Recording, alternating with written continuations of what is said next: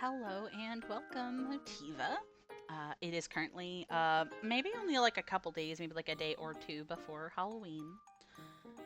And your stay in the canopy in Ravnica is coming to an end. It's currently checkout day.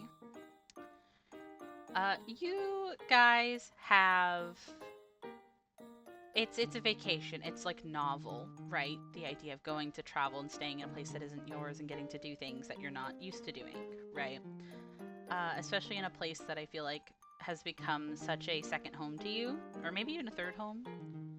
I think that Motiva's connection to Ravnica is very sweet, and you're getting to experience it in a way that you never could when you were working here. Mm-hmm. Uh, but that is also kind of peppered with that being only half of your time.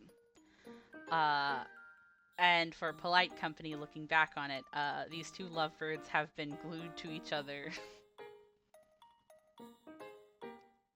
basically 24/7, in and out of the bedroom. Haha.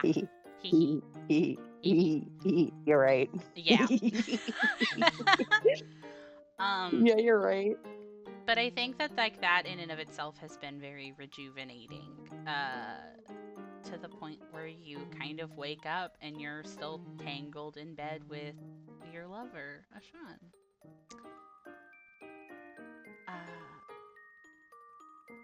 what do you think Motiva does or is thinking or is feeling whenever she kind of wakes up on like this last day?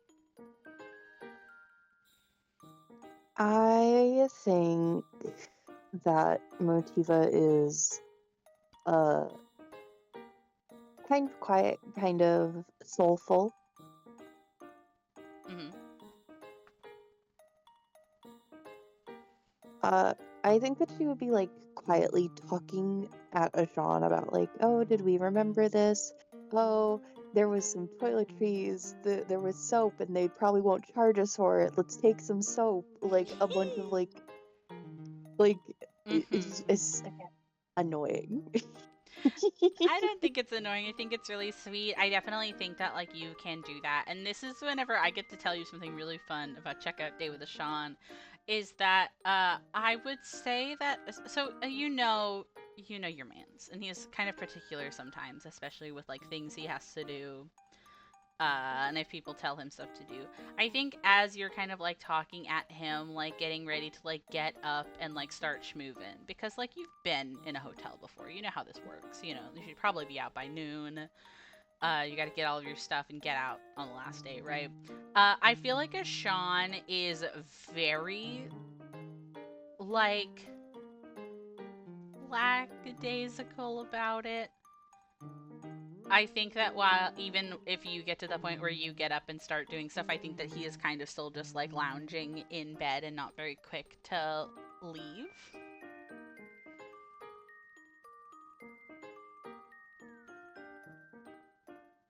I just had the image of like her running off and just being like, "Oh, the soap! I can take soap," and like coming back and just seeing him still on the bed and just being like, "Oh, well, come on." I think that he kind of like goes to rub at his face and like push himself up on his elbows. I feel like he was just like sprawled out on his stomach or whatever, right? Not a care in the world, and he is gonna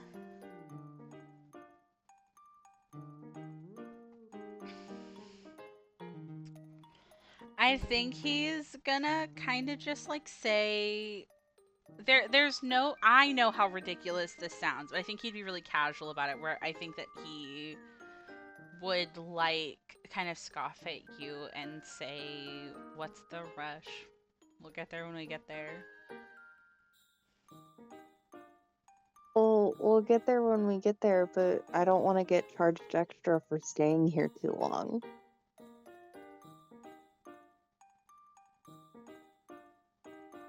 What's wrong? Are you sick?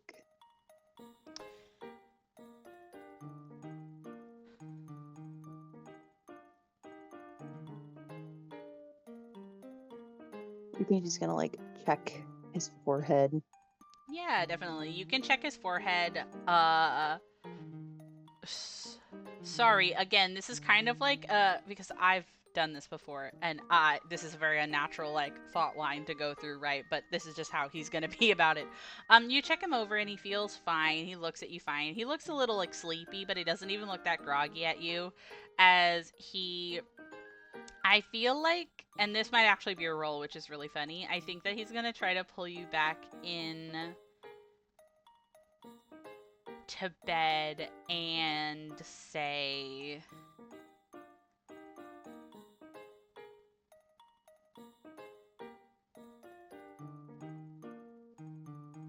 I feel like his argument. Sorry, I keep thinking about the best way that he would say it, but I might just have to say it like this. I think that he's like, well, what are they gonna do? And you're gonna be like, they're gonna charge us extra. And he's like, they're not gonna do that. How are they gonna do that? She just she just looks at me. She's like, hotels charge you extra when you take too long to leave.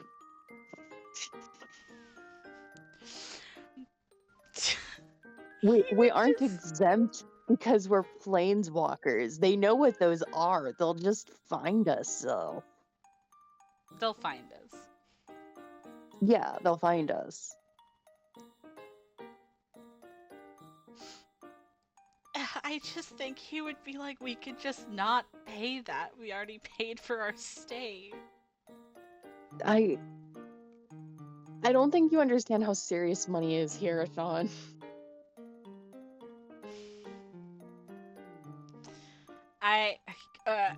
I hate him. I think that he goes to like put his hand on your forehead and like rattle your head around a little bit, kind of affectionately.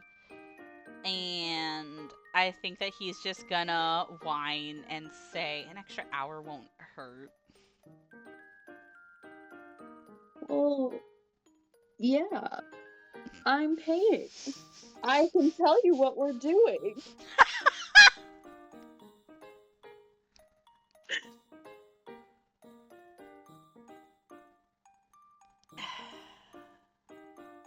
Now, I don't mean to sound suspicious or paranoid. It sounds like maybe something else is going on.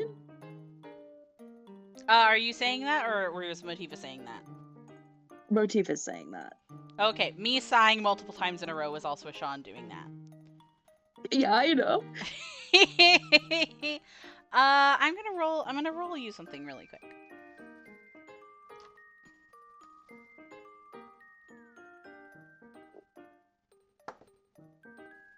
Let me open up your sheet. Where's your sheet at? You bum. Stop it.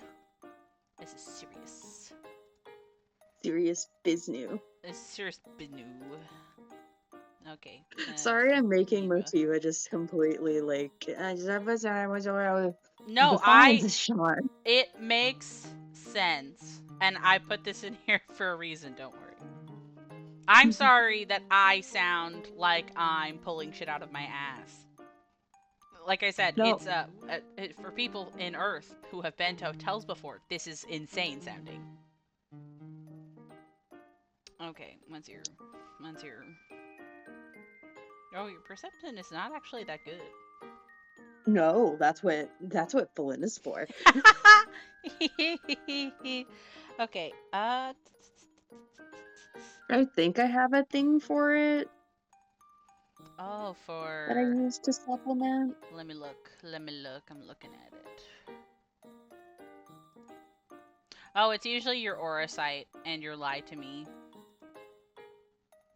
Nice. Okay, cool. Okay.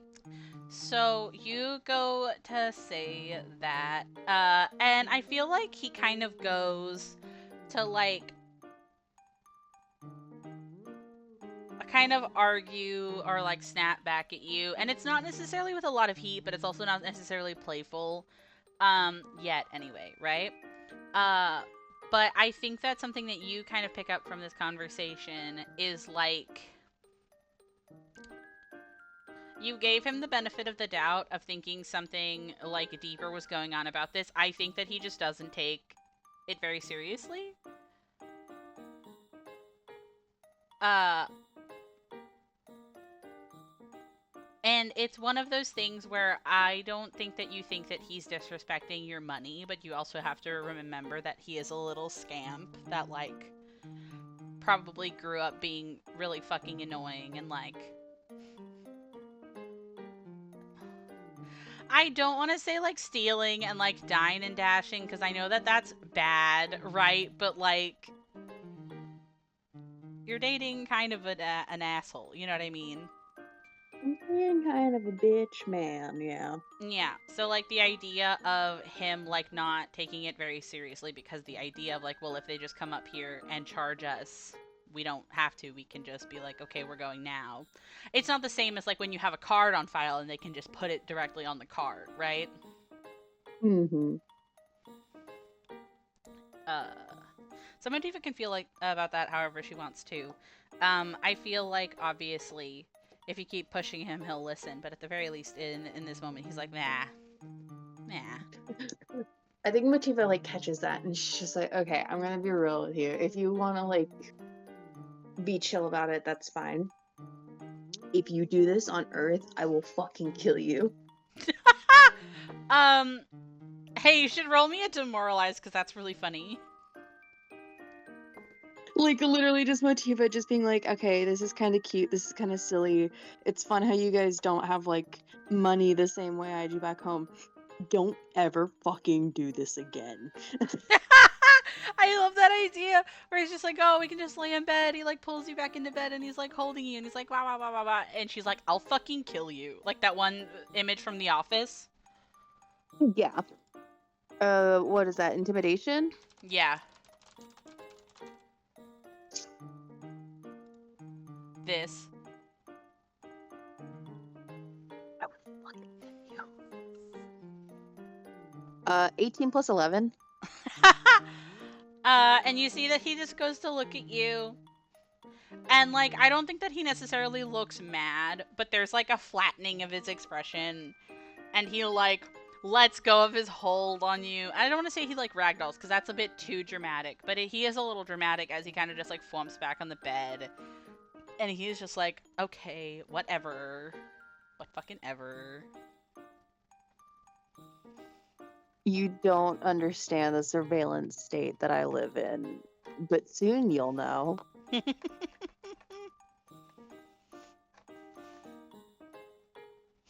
shit sucks, hit the bricks. It's so cute how Arcavians think about money. It's so fun. It's so cool. It's so nice.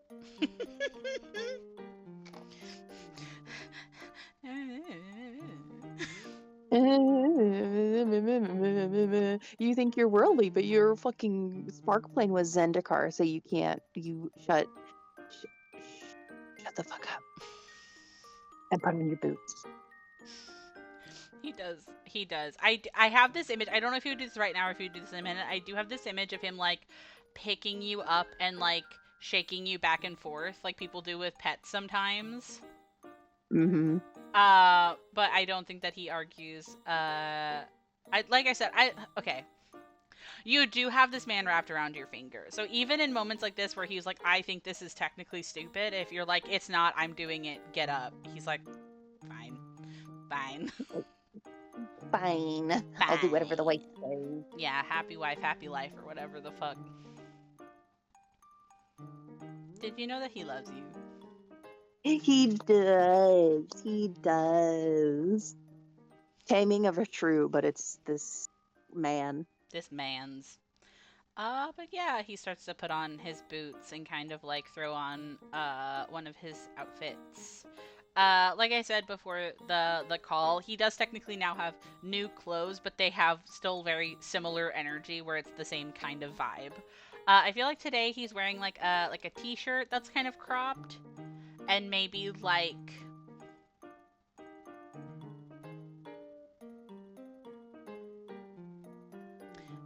I'll change it up from the cargo pants and I'll make it like black jeans with like some rips on them. Nice. Yeah, that sounds fun. Hot. Right? I think Ashan's style is really good, especially for his physique. I love him a lot. Um, I like him normally. yeah. But there is that. And you get your stuff together, and he helps you steal some hotel soap. And I think that he is going to kind of, as you go to like lock up and leave the tree that your accommodations were in, I think that he's actually going to go out of his way to try to pick up, uh, like a piece of rubble, like a rock, from like the area that you guys stayed, and he kind of like picks it up and like tosses it in the air, and just kind of like puts it in a pocket and doesn't really say anything.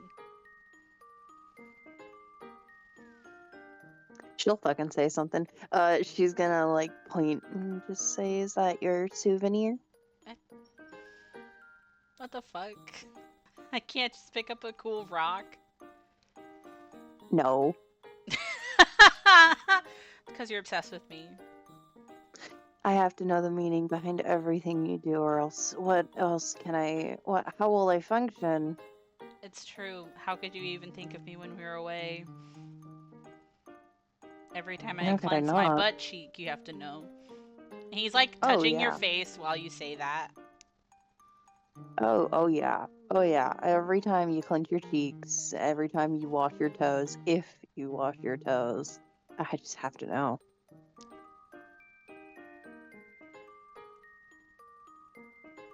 Do you not wash your toes? I'm saying you don't, actually. So.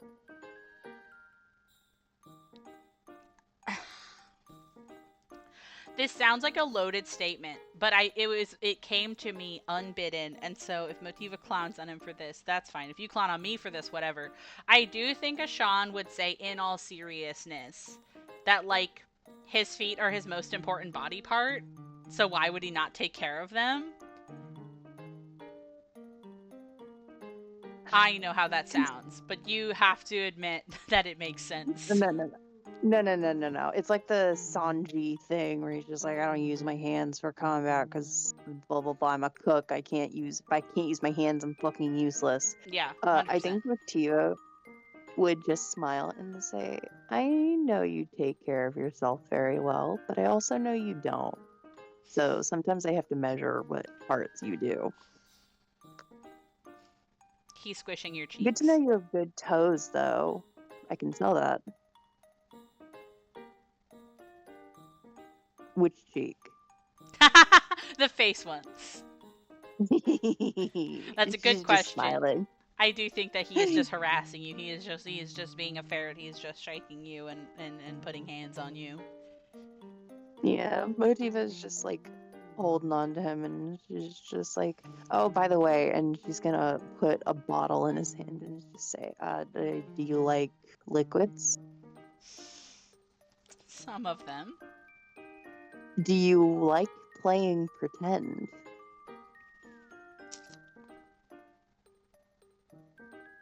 It But only for a little bit. it is somewhat of a skill I have. Uh, well, well, well, there's no good way to say this. We're both gonna have to play human for a bit while we're visiting my home because my sisters can't know anything else exists. I thought you said it was dress up season where everybody looking weird wouldn't matter. It's dress up season when it's Halloween. It's not even Hallows Eve. People will think you're crazy and that you drink silver. Probably.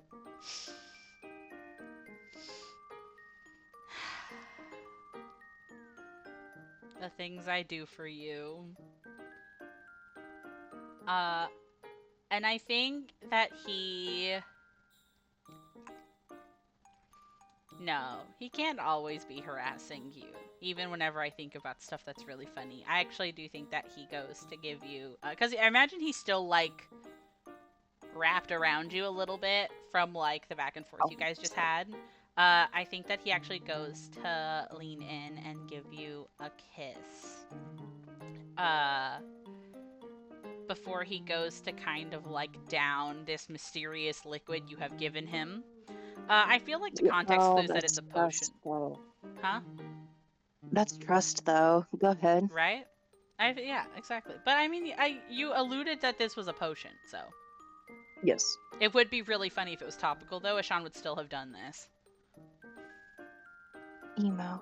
Sorry, go ahead. No, it's okay. I'm rolling to see how long it lasts. Okay, I know how long it's gonna last. You don't though. Yeah. Motiva is going to clap her hands. And well, actually, hold on.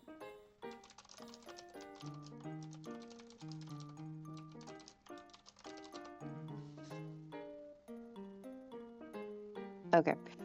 She is going to get started on being like, okay, we're gonna go to Earth now. Did his appearance change already? Yes. Oh, she's gonna stare at him and she's gonna your eyes, your Yeah. face. I get to talk about it a little bit. So again, I was gonna make a picture, but I didn't end up finding one that I thought looked nice. I'm sure I could work harder and then like change his hairstyle a little bit. So maybe I'll show you one afterwards. Um, but I imagine that his like gray skin it like warms up considerably to being this sort of like light skin medium toned, right? I imagine that in the places where he had some of his more intense scarring, I actually think that it freckles. And his hair turns to this like really dark brown, not quite black, still a very warm tone. And he actually ends up having irises and pupils in their brown eyes. He looks Oh no, weird. I think he looks cute, but he looks weird. You know what I mean? I think it would be cute. I do think you should just hold his face and just say, "Oh, my beautiful man." You're gonna like this version more than me, aren't you? No, it's strange and different. I love the idea that you have hands on his face and you're just like moving the parts of his face to look at him. Does he still have his twitches? He does still have his twitches, and also, none of his like stuff changes that much physically because it's not like he has a tail or anything, right? Mm-hmm. Well, he has the vestigial stub tail, right? But he doesn't have a long one, right? Um, Yes. but like you can kind of feel when you touch him, like you can still feel and see his twitches. And you can also feel where his scars are. They're just not as prevalent. And it's just because like to me, whenever like it's like, okay, make me look like a different person and I want like skin like a human or whatever. Like it's just like the disguise just like does it. You know what I mean? Mm-hmm. It just picks what it gives you. You know what I mean? Yeah. She's gonna pet his face and she's going to mumble and wave a hand and start her disguise. And I think she just looks like Motiva whenever she had her green black hair era, dark eyes and everything. And she's just gonna smile and just say, "We'll both look a bit different." I think that Ashawn. So I think that Ashawn kind of looks at you, and I think there's like a moment of like almost being taken aback because like you watched him just do this, and then you also did this now, where it's like he kind of just looks at you, and he like goes to mutter a bit, and he says, "I think I forgot that you used to look like that."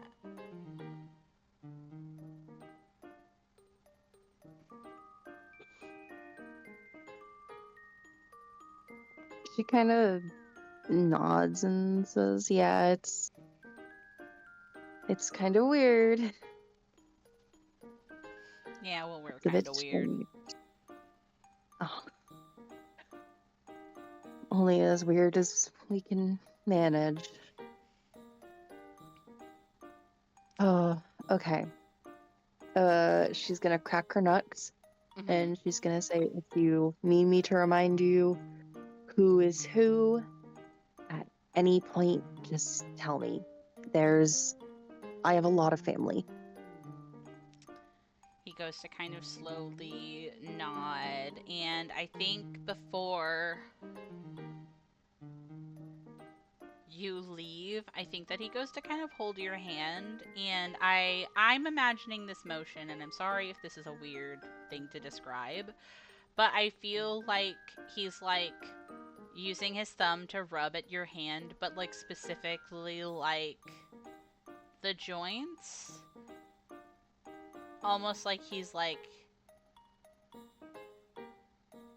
I'm gonna say the phrase like counting them, but it's not like he's checking how many you have, but I feel like he is just like touching different parts of your hand while holding it. Mm-hmm.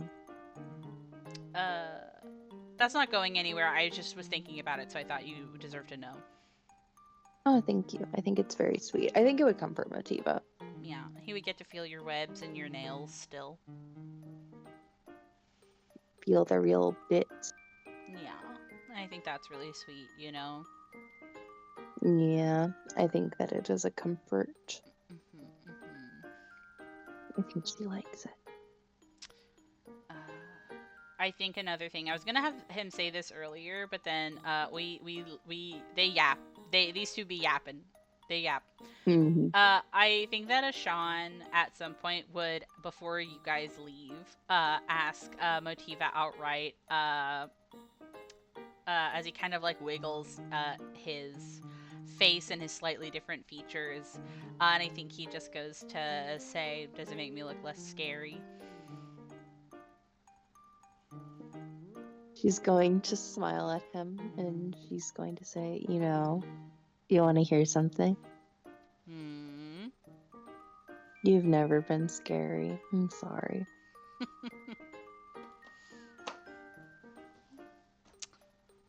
You're so cute when you're wrong. Bites your nose.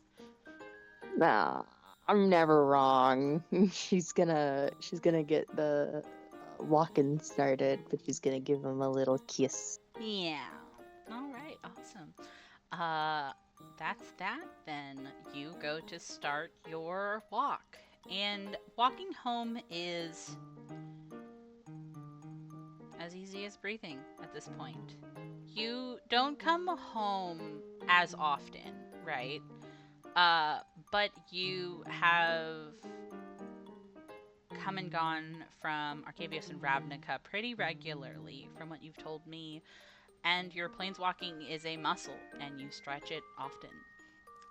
And you can sort of feel that bite of cold on your cheeks and the crunch of still snow, and a lilting song that carries through the trees that reminds you not only of your mother's lullabies, but of sessions with your friends in your band.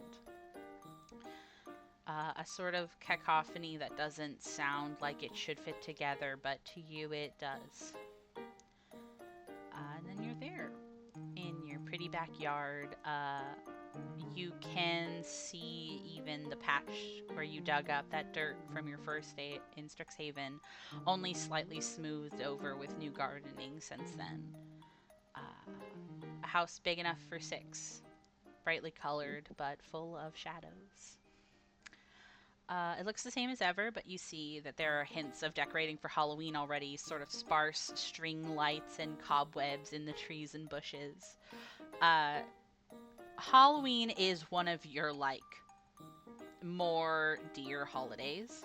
And it's something that your mothers leaned into as you were growing up. Something that sticks out to you now, I think, is that it makes sense that the idea that a harvest festival dedicated to spirits must have felt poignant to them.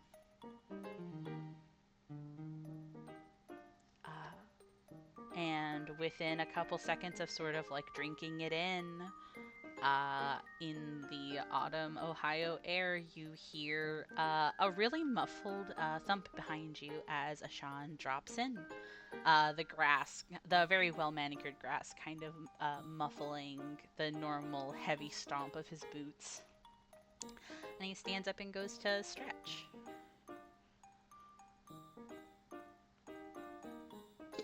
She's gonna waddle up to him and she's gonna stand in front of him, holding like their fucking luggage and everything, and she's just smiling at him. And she's just waiting.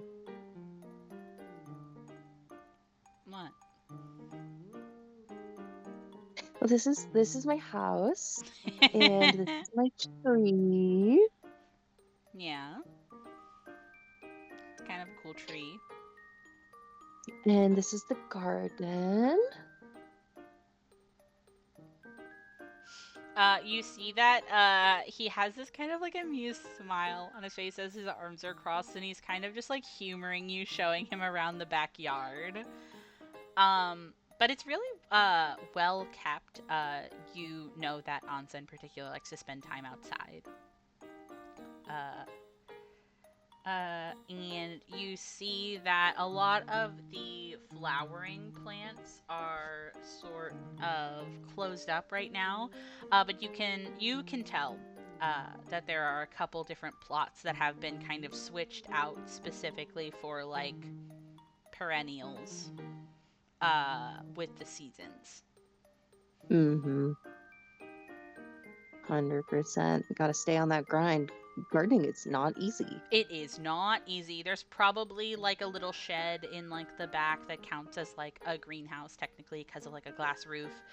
In my head, I don't know if this is true because it's been a long time since I've looked at like your Sims house. I keep imagining like a gazebo or a table out here.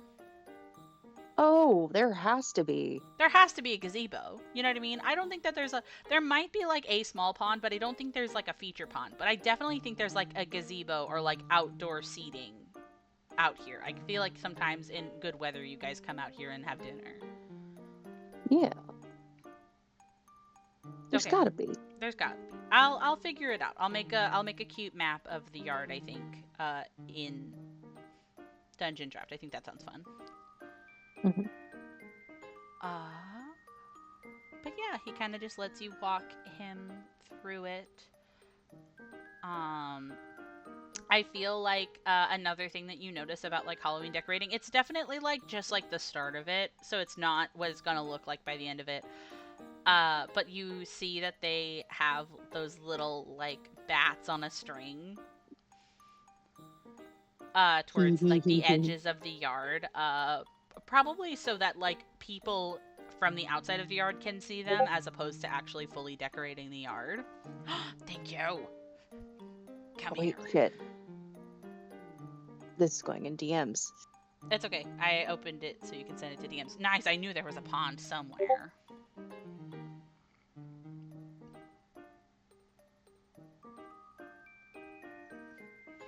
Oh, I I love this love house. Halloween. I love Halloween and I love this house. I'm so excited. Okay, I do still think I'm going to make a map of the backyard because I keep imagining the back garden being really elaborate because I think Ansa likes to spend time outside because she's the forest raw, right? Mm-hmm. But I definitely like there being a pond there for Thule. And I'll do something cute with it. Nice.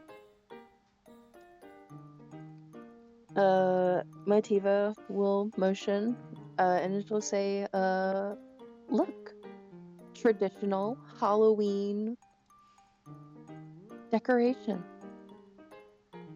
A bat? Yes. Hmm. Bats and witches and werewolves and scary ghouls that jump up and scare the shit out of kids. It's great. Are we gonna be able to do that? No, but I can show you Louis whenever we like eventually get time to ourselves. Who? Oh, Louis?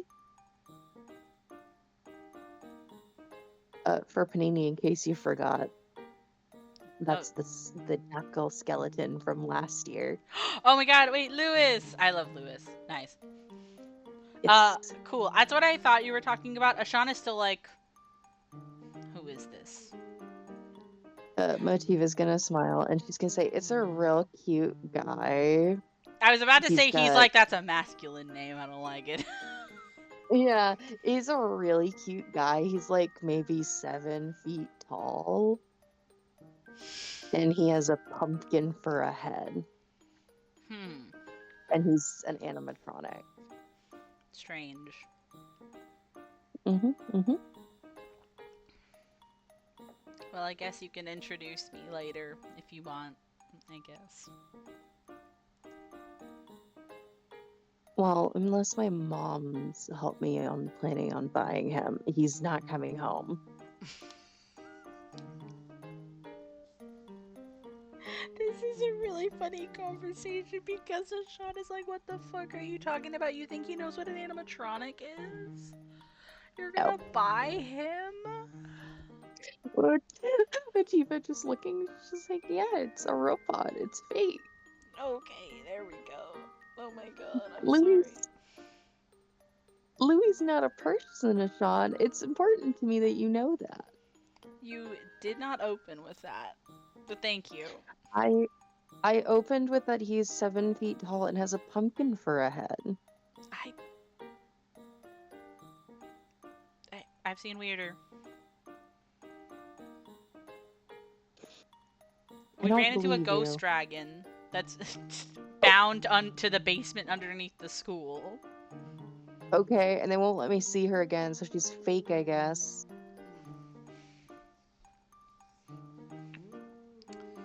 I should jump Tiva. I can say that now. I mean, hey, maybe he will feel bad for how he fucking talked to us that whole time. Better. Okay. She's gonna look at Ashan's stuff and she's going to very casually say, "Are you ready to meet my moms?" We'll have to say who's home. I don't think all three of them will be here. I think that you go ahead and rip off the band-aid, and I think that there's like a hiccup where he like hesitates on what he's about to say, but he kind of just has his arms still folded and he shrugs, and I think he's gonna say, might as well. I know you came home because you had to help set everything up for all, like, what, 20 people we're bringing? Yeah, that's gonna be the hardest part to talk to them about, to be honest. But I have ideas. I have ideas. Don't worry. Well, I'll take your word for it. Thank you. That means a lot.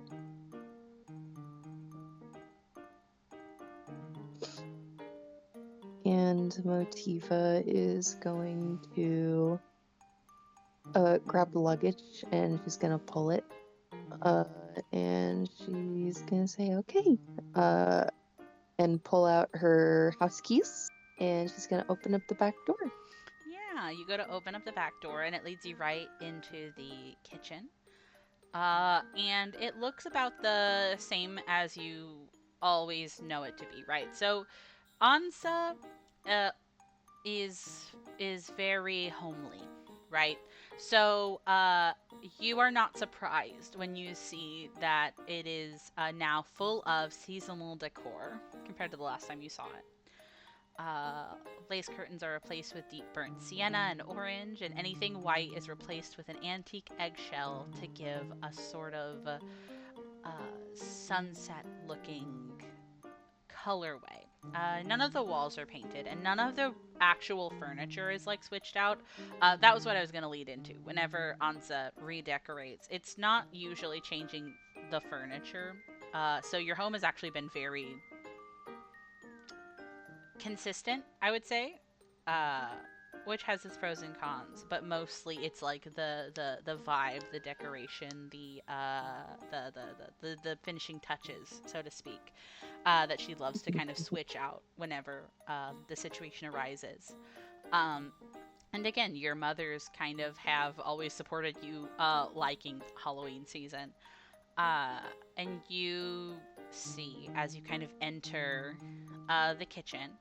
Uh, Interestingly enough, always having been Ansa's domain, you see that she is currently preparing some seasonally appropriate gourds in a little dish. Um, and as the door kind of like opens, you see that she kind of looks up, and a smile kind of goes over her expression as she goes to sort of welcome you in.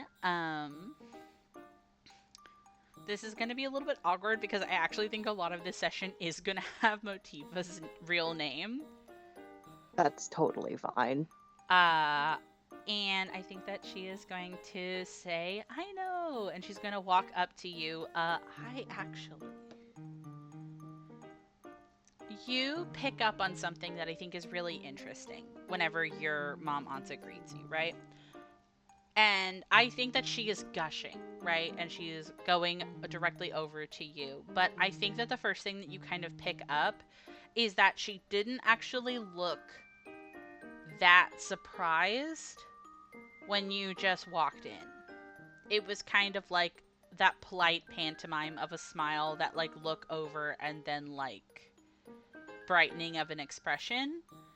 So it wasn't necessarily that it was fake, but you don't imagine that it was truly that you were unexpected to show up right now. Yeah. You know? I love my ominous moms. I'm sorry, sometimes they're ominous. How do you think Motiva is acting or reacting as Ansa is just like kind of like gushing and like goes up to like start touching you? I think she's giving big hug. I think she's giving a big hug. I think she is also joining in. I think she won't choose to comment for now on her kind of pantomiming the like, oh, I didn't expect you. Oh, Mm-hmm. goodness. I think she's kind of just like, oh yeah, it's so nice to see you, blah blah blah. School's been crazy, but I'm back for a visit. I wanted to say hello. Oh, blah blah blah blah blah blah blah blah. What are you Yeah. making? Oh, let me help. Oh, blah blah blah Ow, blah wow, blah wow, blah wow, blah. wow. I'm glad you know that it's a lot of like ow, wow, wow, wow, wow, wow, wow. Because obviously, like, I think that she is like gushing and like yapping, and a lot of it is like, oh, you've been gone so long, or like, oh, have you gotten taller? Oh, are you eating well? And there's another thing that you kind of pick up on where she goes to like touch your cheeks after the hug, and it's almost like you can tell that she's like rubbing at your head, almost like there's this subtle bit of like feeling your lamb's ear, like feeling the side of your head where your turn starts. You know what I mean? Well, the back of Mm-hmm. your head. You know what I mean? Uh, and I feel like it's almost like you can tell that she's going out of her way just a little bit to kind of like check on your shape under the disguise instead of just relying on like the disguise. Fair. Yeah. But she seems satisfied, and she gives you kind of like a quiet smile, and she says, well, am I happy to see you are in the middle of getting everything ready? I was worried you wouldn't make it this year. I know last year was a bit touch and go. Um, but who's your guest?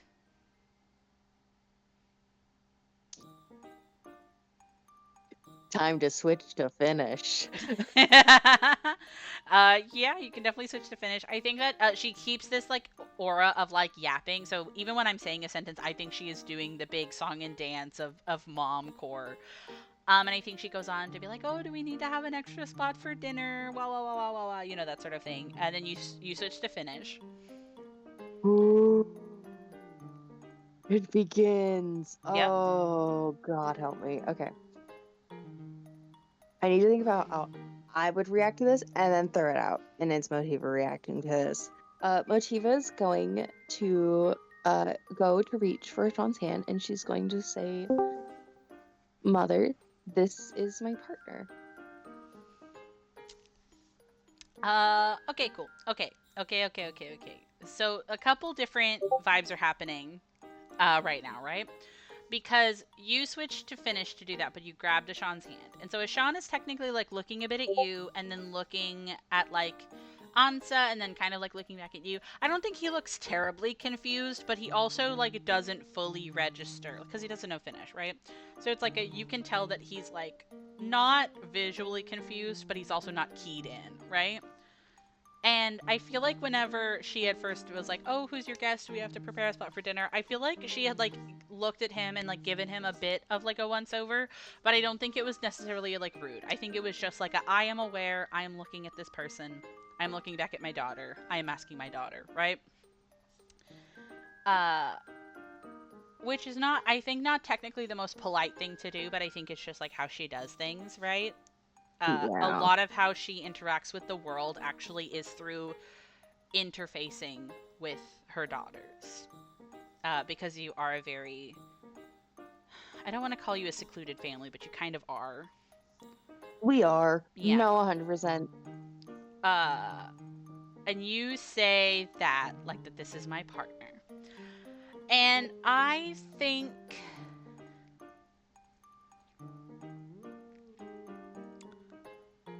think you could hear a pin drop. You know what I mean?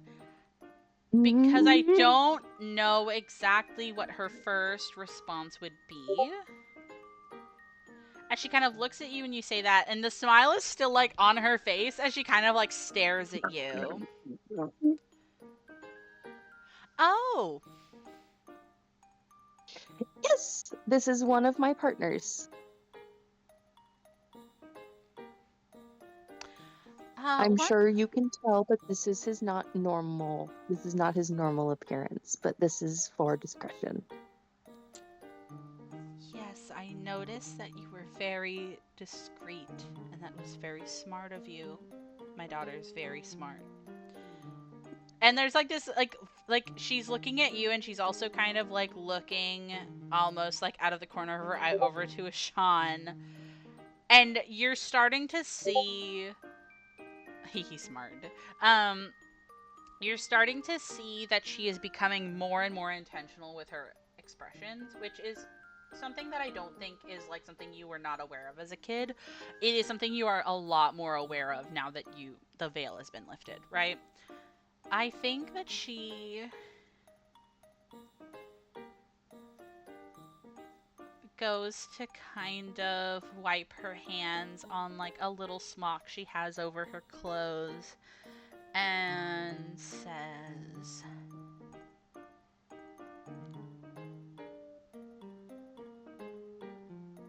I think kind of quiet. Oh.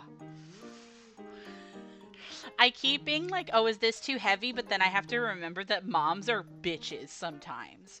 Um, I think Real. that she goes to say, oh, one of them. How many? I'm surprised you only brought the one. But Uh, before you answer, I think that she is doing this like dance of like not going too long before seeming rude. So as she says that and waits for your response, she actually turns to Ashan and goes to like hold out her hand and says, it's lovely to meet you. I'll definitely be making a spot for you for dinner. What was your name? And there's this moment. You can respond in a second, but I do think that Ashan goes to kind of like take her hand, almost like a handshake, but then she kind of like puts both of her hands around his hand, right? Uh, and like kind of holds it with like a smile up at him. And he goes to kind of like mutter that his name is Ashan. And you can see the twitch on her face. Before she like lets go of his hand and like nods and looks back in time for your response. And she's gonna say again in Finnish, I guess he's smart too.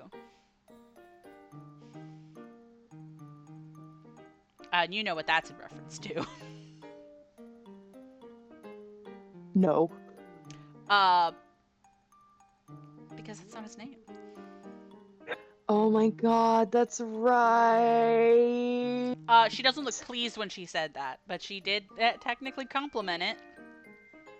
Yeah, Motiva is just gonna nod, and she's officially gonna switch back to English, Okay. and she's going to say, "Yes, this is one of my partners. The other two can't make it due to circumstances, but I was hoping to introduce you all to them soon."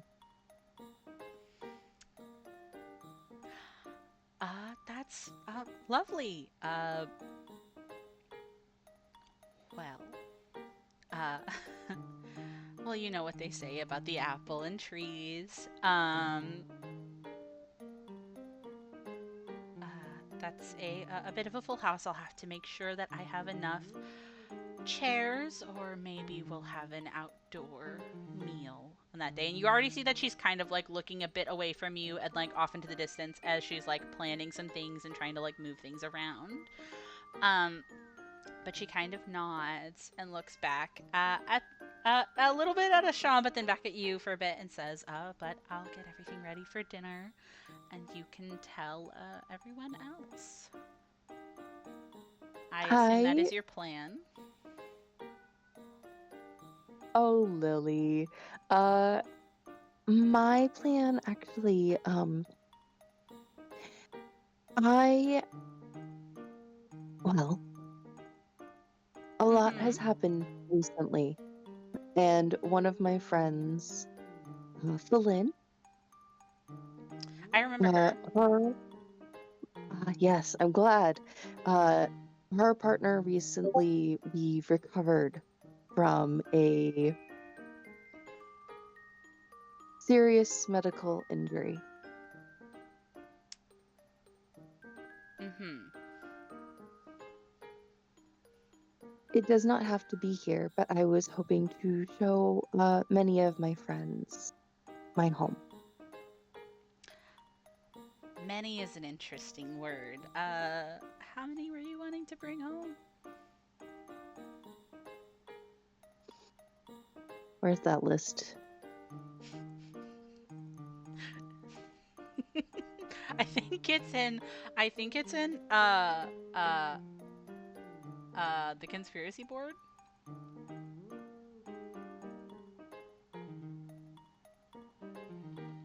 Let's see. Yes, flips through the pages. Uh,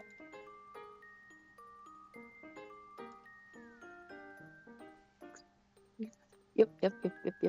I was right. My number was. Including a Sean, the number is 9, 2 of which are my partners. 2 are of Phelin's partners, including Phelin, and the other 2, the other 3 are friends of mine who helped with recovering Eleni. Motiva is going to smile very brightly as she says, "I'll have you know, and I'm sure this will be very good. I can manufacture a loft or a stay for us to be in. They do not have to stay here.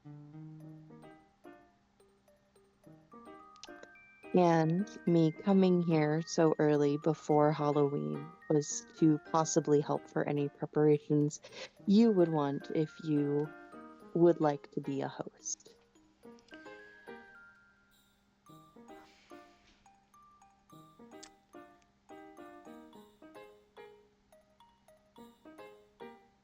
Is this going to be on top of your other friends? Having a little get together over here, like you normally do? You want to bring 10 new people into my house? She's back into Finnish. When I have 2 days heads up. She smiles and she says, "It was not my idea to do this so suddenly." Oh, I'm sure all of your new friends, where you go to school, have a lot of ideas. Oh, they have too many ideas, in fact. They are Oh very yes. troublesome. Uh, don't worry, I've noticed things to seem to always be happening now that you're gone.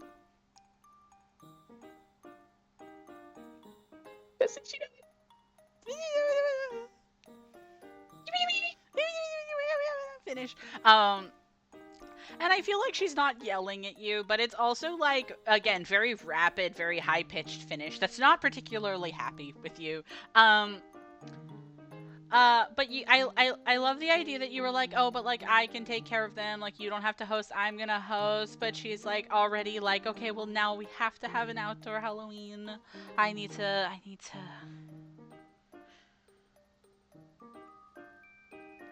You don't need to anything. Mother, us, a unit, cooperation.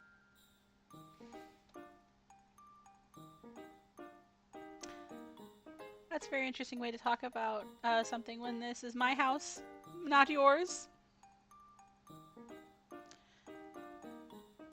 I will accept any help you I can think give, but if there are people coming onto this land, then I need to make sure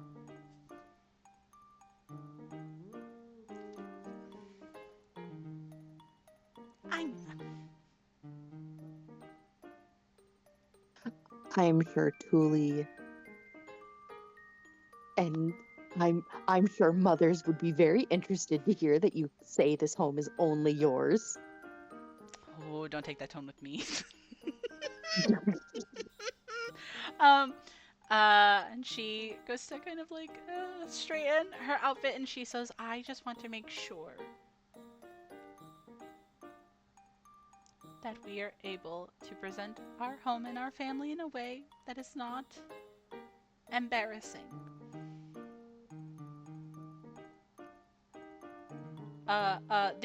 She is having this moment, and it is definitely like feeling similar. I know that this is like a meme, but this is literally like how I know real moms act whenever they have like guests over, especially for the first time. It's very like, we have to make sure they don't know we sit. We need to make Yeah. sure this house is so clean it looks like we bought it yesterday and that people don't live here. You know what I mean? Like, Mm-hmm. Yeah. and it's not that she is directly mad at you. I think this is definitely a situation that has happened anytime you bring over a group of friends, which is why you were She prepared. can be directly mad at me. She can be directly mad at me. It's fine. But I feel like she goes to silently breathe, and she's like, "Okay, well, I have to get dinner ready. Uh, we don't want to leave our guest hungry." And she goes to kind of give like a little tight smile over to Ashan, and Ashan is like, because she's still talking in Finnish, and she goes to put her hands on your shoulders and give them a little squeeze and say, "My darling daughter." A string of like little affectionate terms of like, "Oh, my second born," like, "Oh, my miracle child," "Oh, you."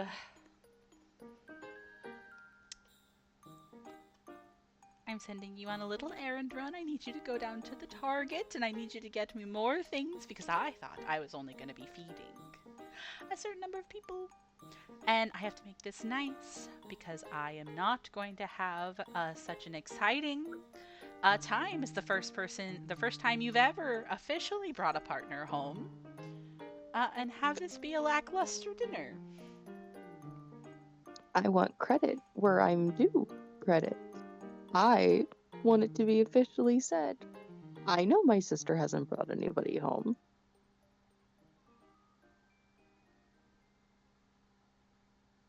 I'm the first one. It's true, and that's why I need to make it perfect.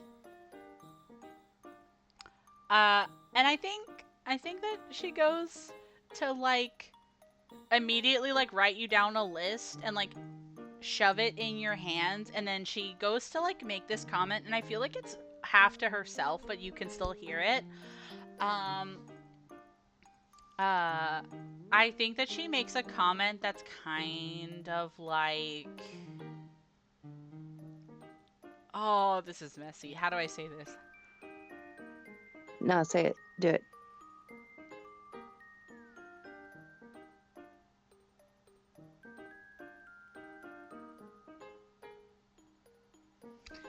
I I think that she goes to say like, "Oh, first you bring that wolf home and now you bring this one home. Very interesting. Very interesting." Your mom like, I'm seeing you have a type. I see you have a type. Motiva is a polite way to get back. Is she's going to say, "Can I have the truck keys?" They're on the key ring. You can use them. Thank you for going to the store for me. She politely picks them up. Do you need anything else? Do you need any decorations? Would you like me to buy any plants?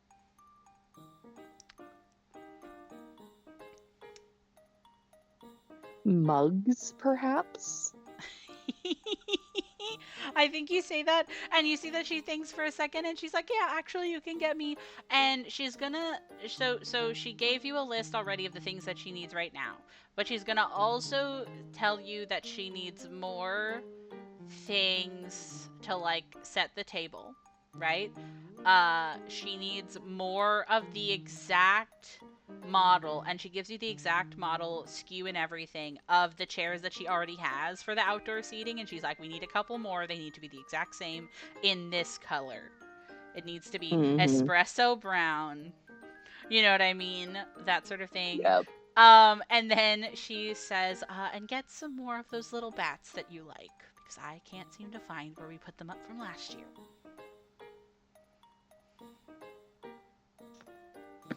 Does anybody else need anything? Or are you the only one in the house right now?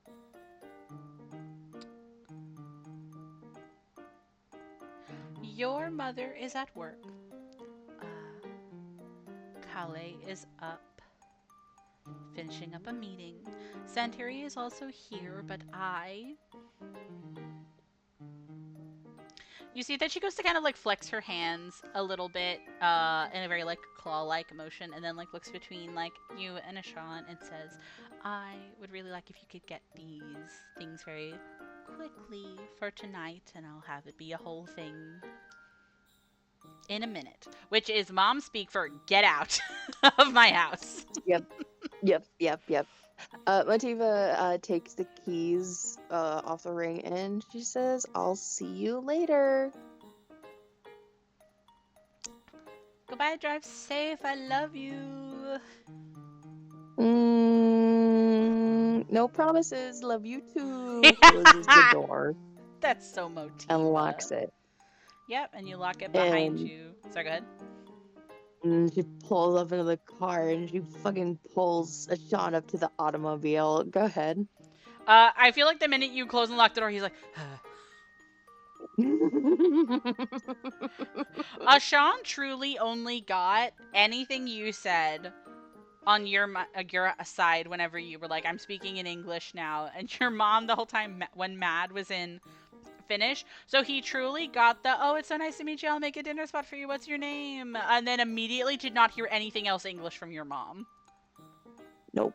He doesn't even know where the fuck we're going. Yeah, literally. He's like, "Did they kick us out?" No, that would be silly, and they would have given me my stuff back. Hopefully. No, she's just mad that you're a boy. I know that, me as Panini, I know that's true. But that sounds so funny to say to someone, you know? Yeah. Also, that you're probably not like a forest nymph I found in the woods of the outback of Australia or something. I.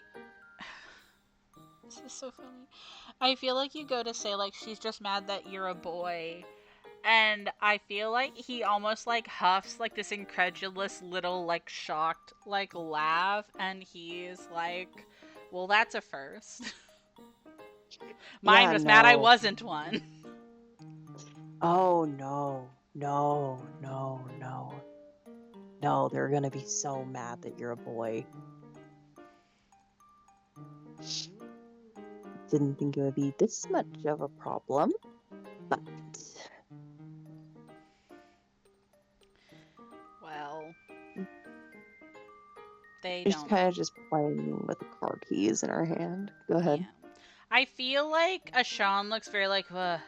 But I think that, like, as you're kind of, like, muttering to yourself and playing with the car keys, I think that he kind of just, like, I don't think he reclines fully back, but I think he just, like, kind of, like, sits back in, like, the truck seat as you guys are kind of, like, you guys are having car time before you have to go off and do an errand.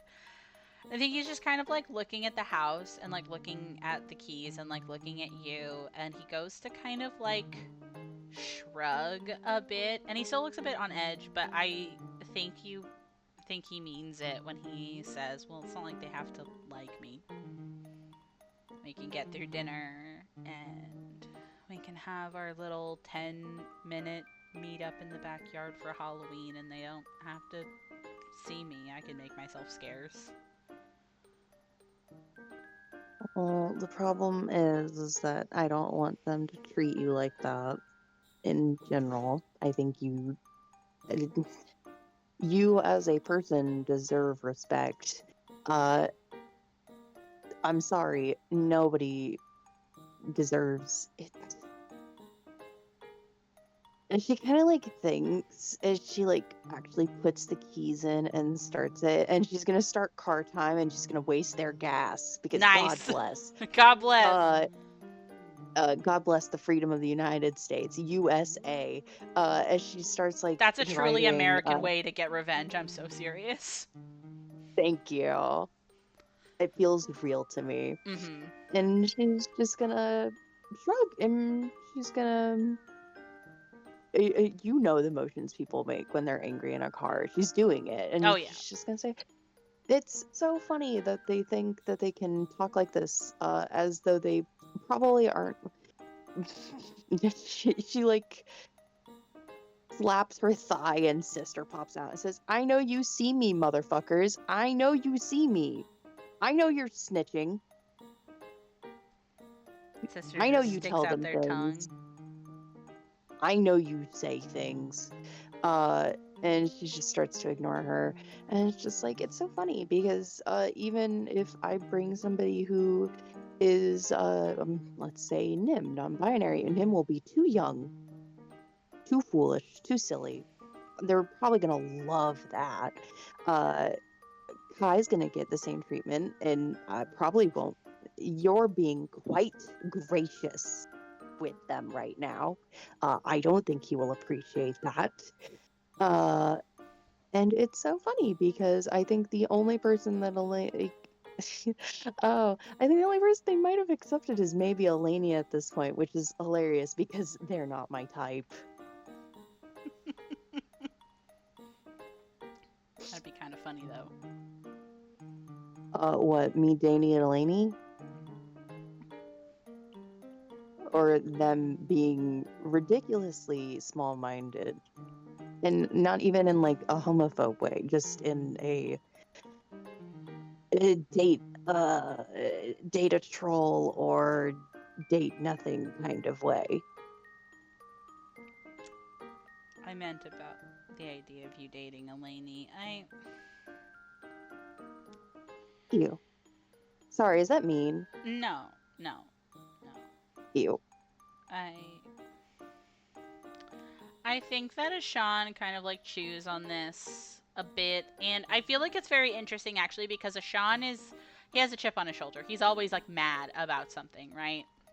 This is something that I think maybe you anticipated him being more aggressive about, but I think that he kind of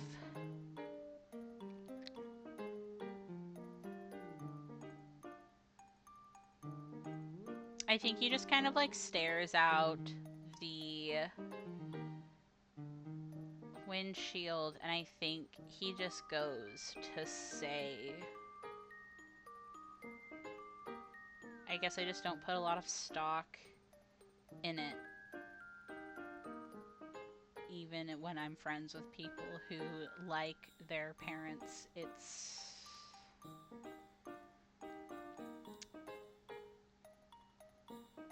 You fart wrong and they're mad at you. You dress differently and they don't like it. I guess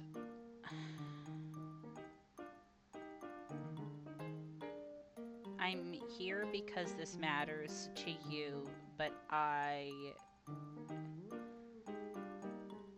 trying to hide that I don't care what they're gonna think of me, really. If they don't like me that much, this can be the last time I step in their house. I'm not a stranger to parents in general, but even just the parents of people I know thinking poorly of me. But I like you. You're alright. He kind of like goes to lean over and kiss your temple a little bit. And he goes to kind of sigh and says, well, if we're lucky, maybe by the end of this and Halloween, they won't think it's so bad. And if it is, I mean, they have the rest of our life to get over it, right? Yeah. I think Ashana's about to say something, and I think he says it like it's like talking you through the rest of this, where it's like a joking like statement that's meant to like comfort you. But I think that like by the end of it, like he just kind of like looks at you, but I think that he goes to stay. I mean, you're not gonna leave me just because they won't like me, right? No, that's silly. One of them will like you.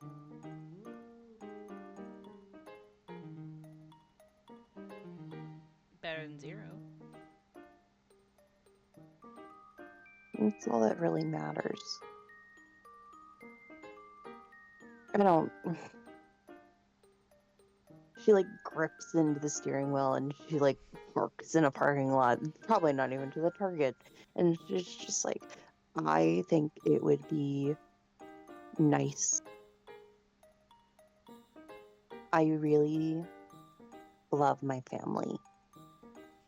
I know that they aren't perfect, obviously, as she like just motions to her. And she says, I know they're not perfect and I don't need them to be perfect.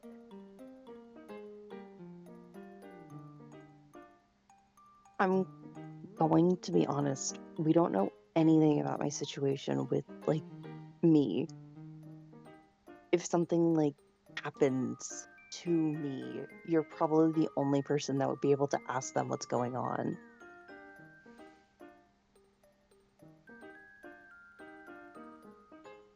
That's true. It would have been nice to know when the shit was happening. I don't disagree with you. I think that while you guys are parked and talking, I think that he goes to, because you're wearing your casual outfit, I feel like he's just kind of like rubbing like the pad of his thumb against the scar on your hip, or one of them. Mm-hmm.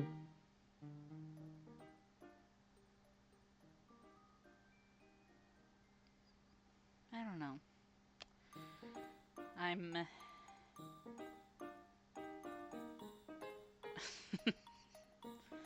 I'm getting free food and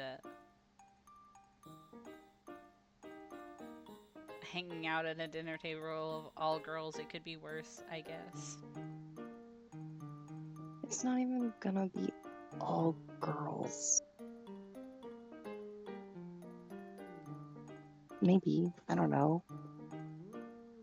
God knows if Santeri transitions, this is going to be funny as hell. This is going to be really funny in 10 years if this ages poorly. This is going to be fucking hilarious in 10 years if this ages poorly. She's just going to like shrug and she's going to lean on him and just say, I don't know.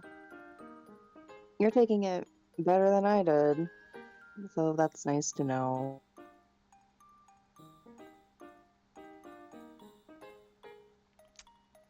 I just think that they can't take this.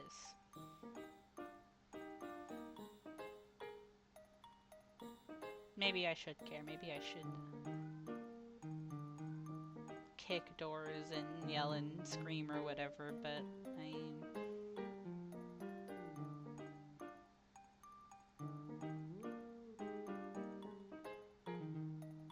I don't know if he knows where he's going with that. I think he just kind of puts his head on your shoulder. She leans on him too, and she's just gonna say, I don't really know if I want you to start kicking doors or whatever. I don't know. I guess at this point, I wish that they kind of just told me to fuck off instead of telling me to go get lawn chairs.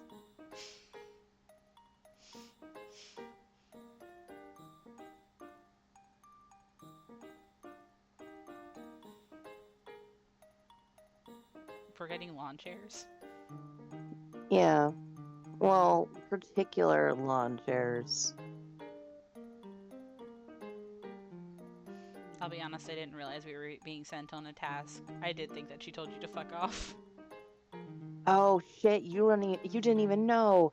Motiva's gonna like show him the list that's probably also written and finished, and she's gonna yap at what like, oh, this is like food for a pumpkin soup or some shit. Oh, this is for mummies in a blanket that you found it on Pinterest 5 years ago. Yeah.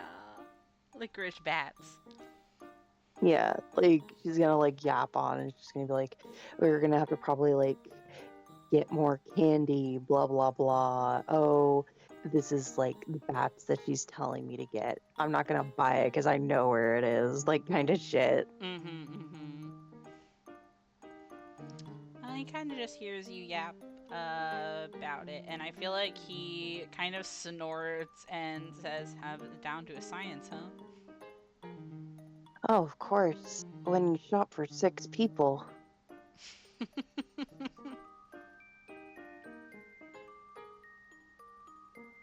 I guess that's what it's like growing up in a full house.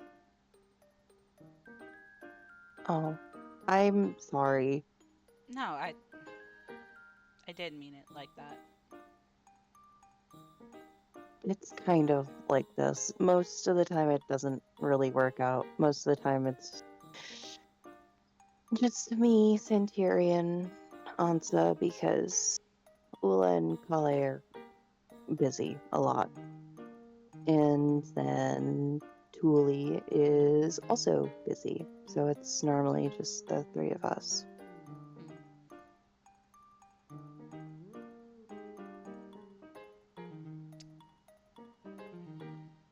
If it makes you feel better, I think Santuri will really like you. I don't know what that says about me or your sister. She's silly. I think you'll like her. So you think I'm silly? Yeah.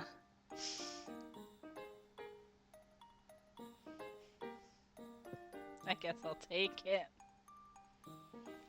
What, do you want me to say you're serious? I have to show you a really particular image. 1 second. Mm-hmm.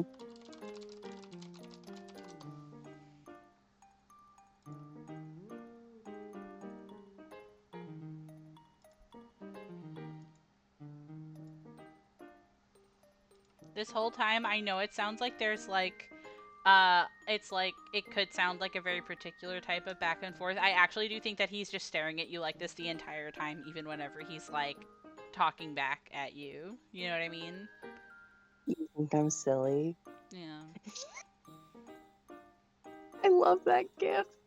It's such a good cat meme, and it's so real. You know what I mean? Yeah.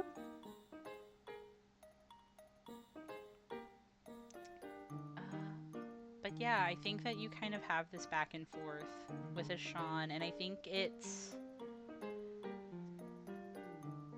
a little sad, but I think it makes sense for him, this idea of being like, well, if they don't like me, they can just not like me. It's not like other people haven't not liked me before, right?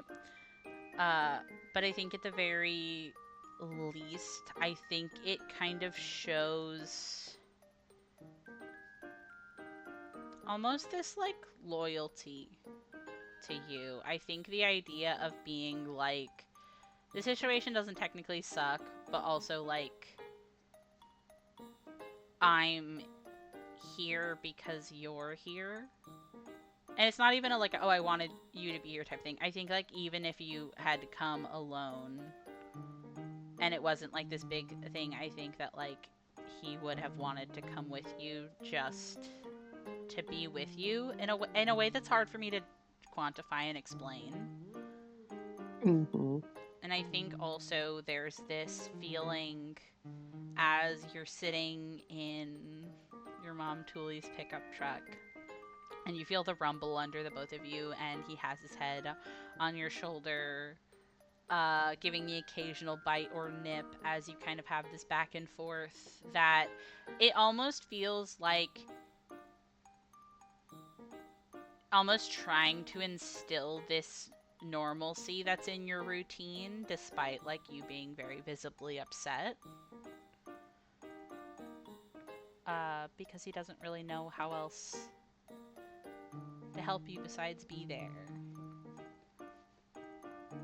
I know that he can't see it, but I like to imagine the sound of like her tail thumping against the car door. Mm-hmm.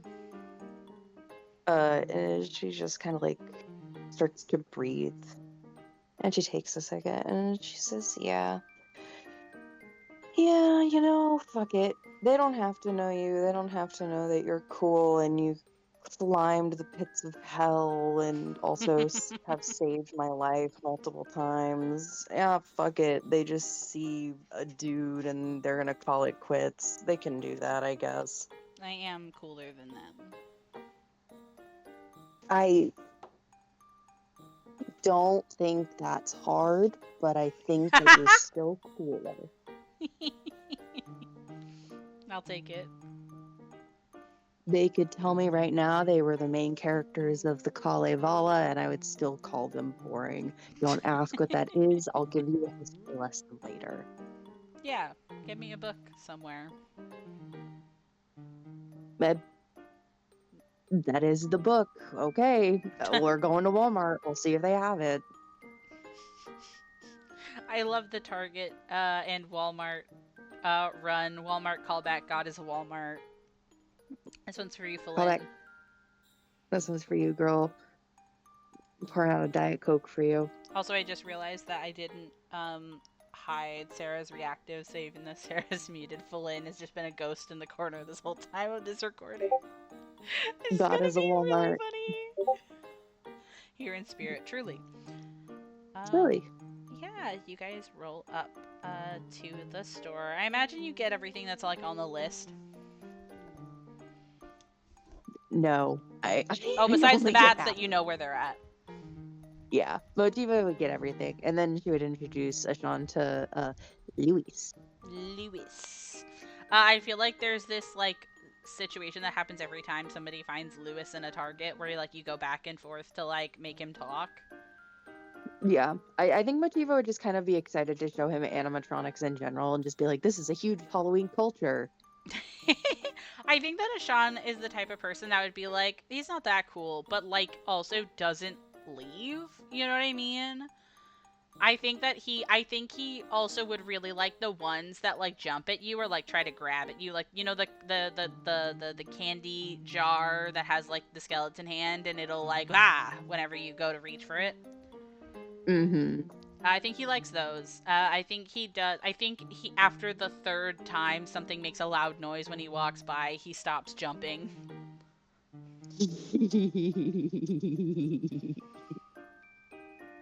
I think taking a Sean to like a Target and a Walmart is really funny because I think that yeah, it's very out of place for like fantasy characters, but I don't know. There's something about a Sean's vibe where I can see him in a warehouse. You know what I mean? Oh no, I can see I it. think he'd fuck up a Costco. I think he would fuck up a Costco. I was literally just thinking that. Ugh, ugh, ugh. I will say I do like the image of Motiva taking a Sean by like the Mhm. books and shit and just being like, behold, mass production print, what you want. Oh, by the what? Mass production print, behold, No, books, no, you're taking what do him you by want? what? The books, Oh, the like the books. book Okay, so sorry, sections. that's the part I missed. Swag. Oh, sorry. I do think okay. Oh my god, what was his Because taste in again, books again? I remember I told you. it was a nonfiction girly. Yeah. Yeah, I think he was a nonfiction girly.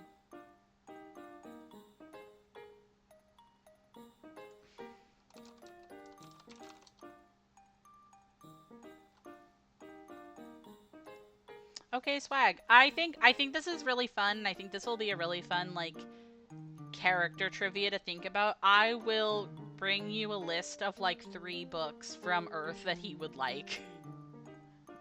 Beautiful.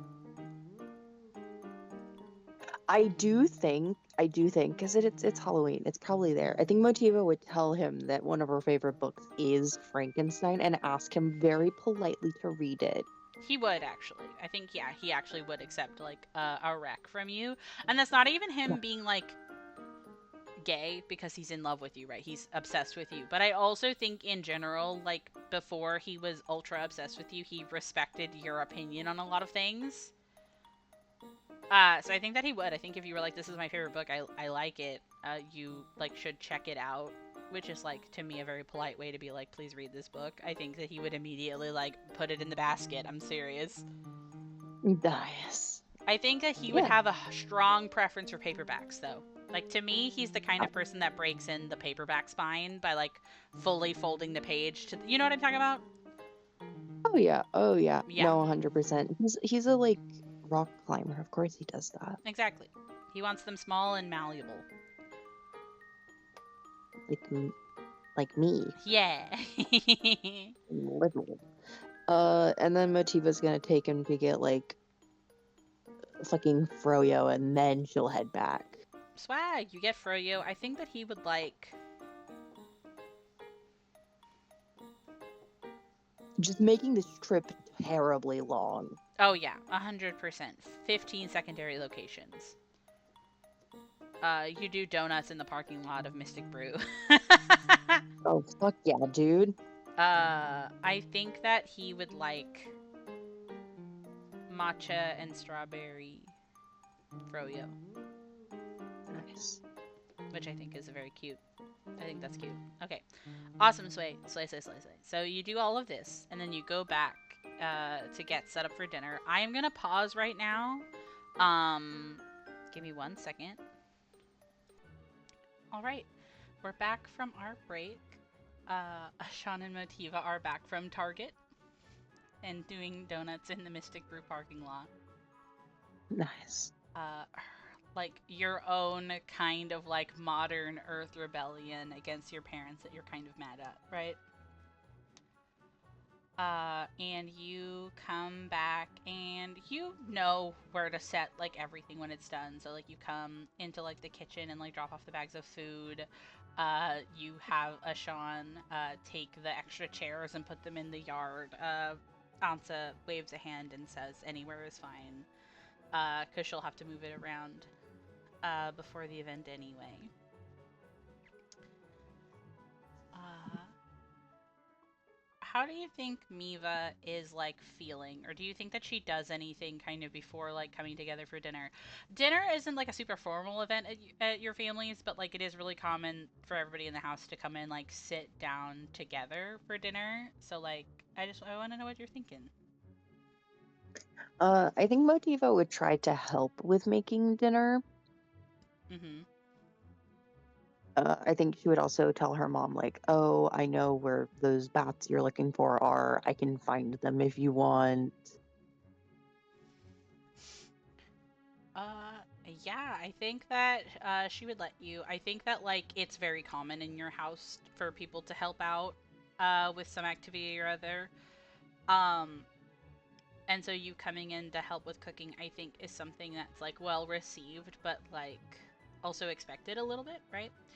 Um, Mhm. but I think that she, like Ansa, like nods and is like, oh, like, can you get them and like put them in the living room for XYZ, that sort of thing. Kind of just getting them out.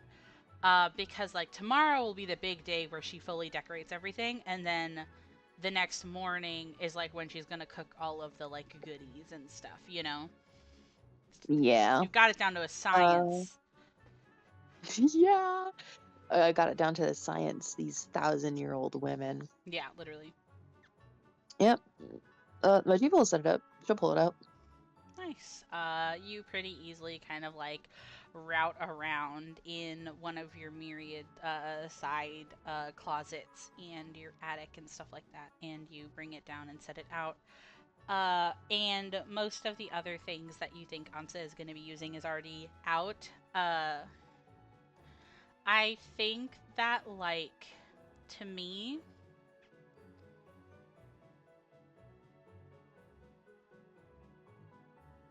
I think that a lot of times whenever people decorate seasonally for like events like this, it kind of changes from year to year. But I actually think again, these 1,000-year-old women, I think that Ansa does it the exact same way every year. Notwithstanding, depending on how many people are showing up, right? Hmm. So like you see all of the normal stuff out. Not a Louis in sight. Not a Lewis in sight, unfortunately. I don't know if your moms would like animatronics. I don't think that they think that they're like. I don't think that your moms would think that they're like ooky spooky or anything. I just think that Ansa finds them distasteful. I can believe it. A lot of people find animatronics unnerving in general, too. Yeah, they're very uncanny. Uh, some people don't like that they react to things. You know what I mean? Mm. I can 100% see like one of Motiva's moms being like, "Oh, it's watching me." Yeah. Why does it know that I'm walking past? Stop pulling attention to me when I'm walking past you. Yeah, real. Yeah, she sits it all out. Yeah, and then you kind of help uh Ansa finish up dinner. I actually do think I know we make jokes about the salmon finish soup like and then Motiva all the time, but I actually do think like a thin soup is something that they would have made. Yeah, it's cold. It's cold, but it's not like so cold that you need like a really thick, like blended up soup. It's just nice to have like a nice soup and some warm bread and like a spreadable cheese, and that's all you need, truly. You know what I mean? Truly all you need. So it's pretty easy to kind of put together. Do you think that you would help your mom set the table? I think so, yes. Swag. Funny thing about this is that this means that Ashan is basically entirely unsupervised and has nothing to do, right? Which is like not anyone's fault. This is the first time he's been at this house. So I actually imagine that he's probably chilling in the backyard, like out near the gazebo or next to the pond, right? For the majority of the Mm-hmm. time while you're getting things set up. Uh, and so you help Ansa kind of set the table, and you hear the finish as she kind of like calls up into the house. Mostly a formality because dinner with Ansa is the same time every day. Uh, all of your moms like their routines, but Ansa has the most visible one because she's the homemaker, right? But you know when dinner is. You know when dinner's supposed to be, and everybody does. So, as she kind of calls everybody down,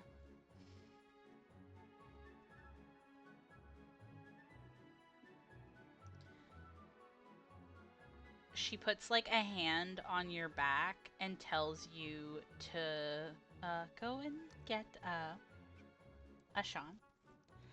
Uh, I You can have your pick of the chairs, since I imagine we're gonna be moved around a little bit where we're sitting. But that's fine. That's fine. Go get him. Okay. She puts down like the spoon in the bowl, and she pretty easily like walks away, opening the door, looking for him.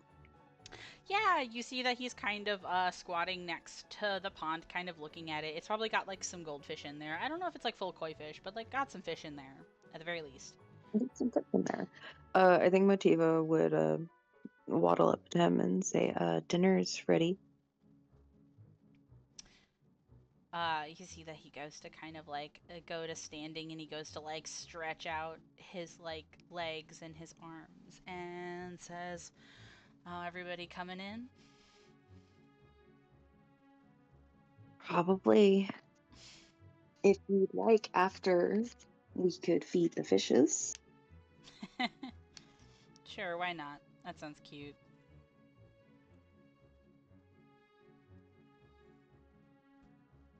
She's gonna give him a quick kiss, and she's gonna ready herself. I think that after you go to give him the quick kiss and like pull yourself together, I think he goes to put his hand on your lower back to pull you into another kiss. Gay people. Gay people.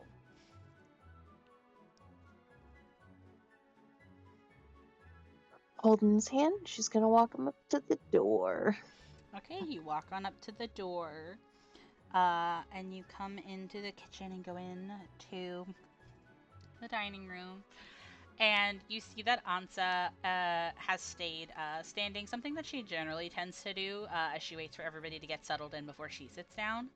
I don't think it's as intense as like she waits for everybody to take a bite before she does, but I think that she likes to stand up and like wait to like. I just think it's something that she does.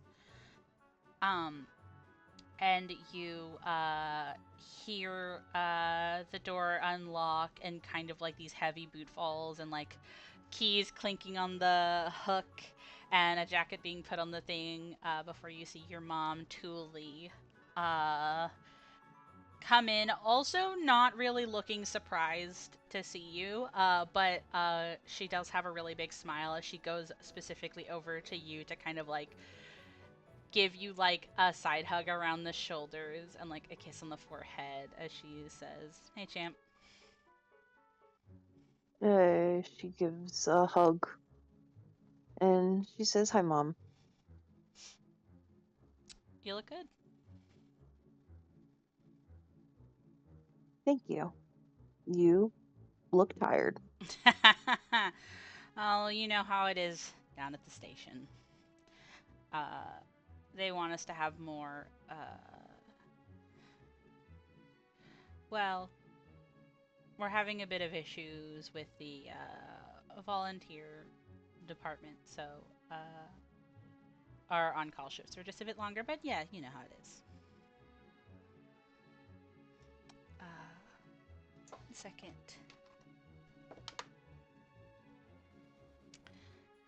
You actually can kind of like almost taste that that is not correct. There's something off about that statement.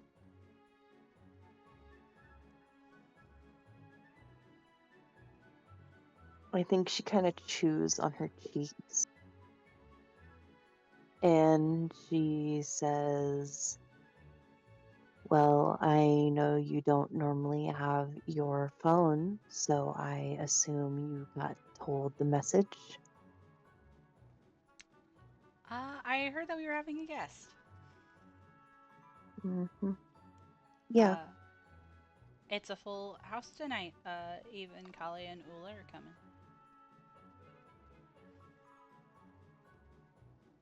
Oh. I'm sorry. I, I feel like she kind of just like watches your reaction to that information.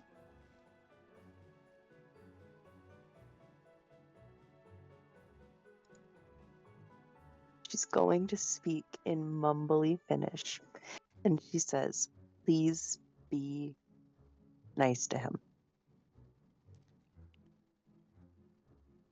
I don't know if it's clear that if it's like her talking to Thule or like her talking to like the house. Ooh.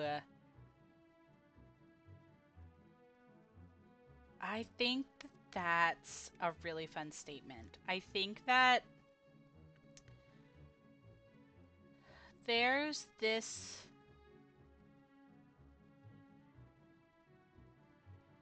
kind of moment that feels very full. Uh, Before Thule kind of pulls you in again to kind of give your shoulder a bit of a squeeze. And I think that she is going to say,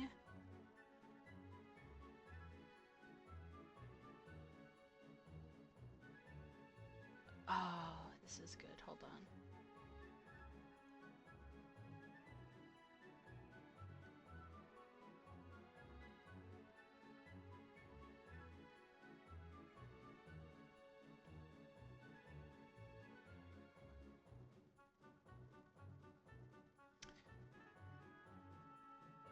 I think that she is gonna kind of mutter, whether it's to you or to herself. I think that she's gonna kind of mutter, well, you need someone to run interference for you. Uh, and she's gonna kind of let go of you. And I think that she goes to kind of pull out a chair for you if you let her. She'll take it. She just sit Ashan immediately sit down right next to you. real. The idea of Ashan being seated somewhere not next to you, hell, no. Medieval torture, Literally. actually. Yeah, but you settle in. You can kind of hear as the rest of your family kind of come from their own like secluded rooms or areas of the house.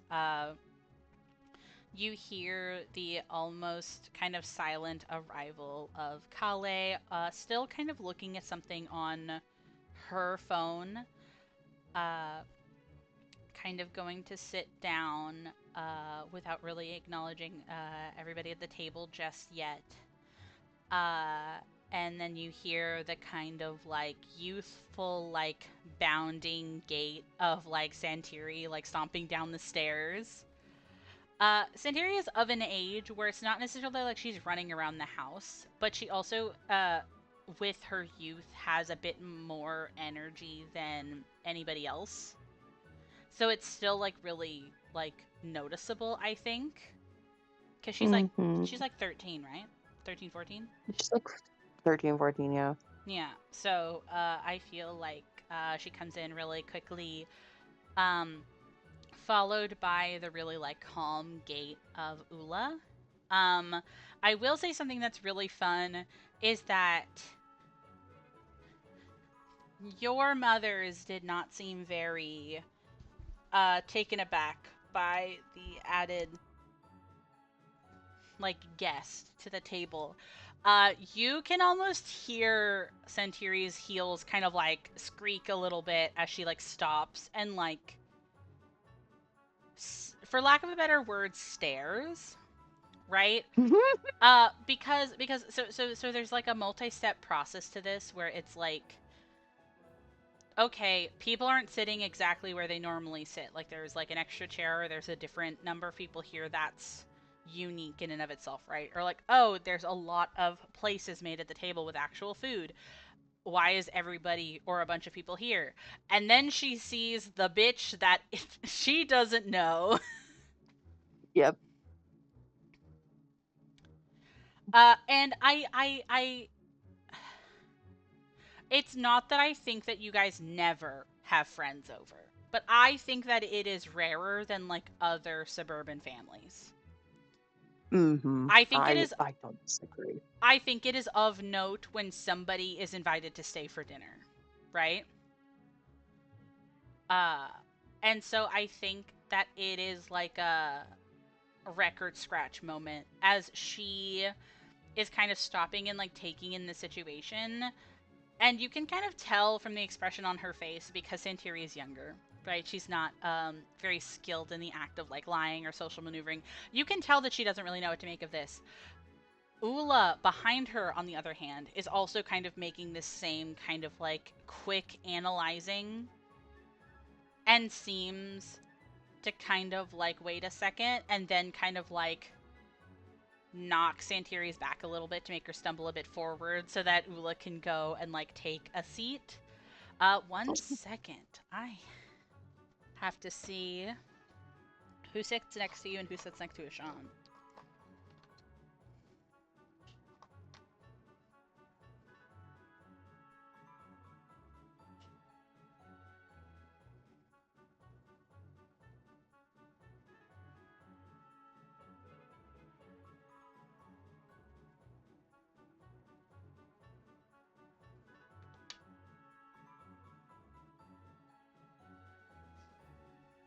Okay.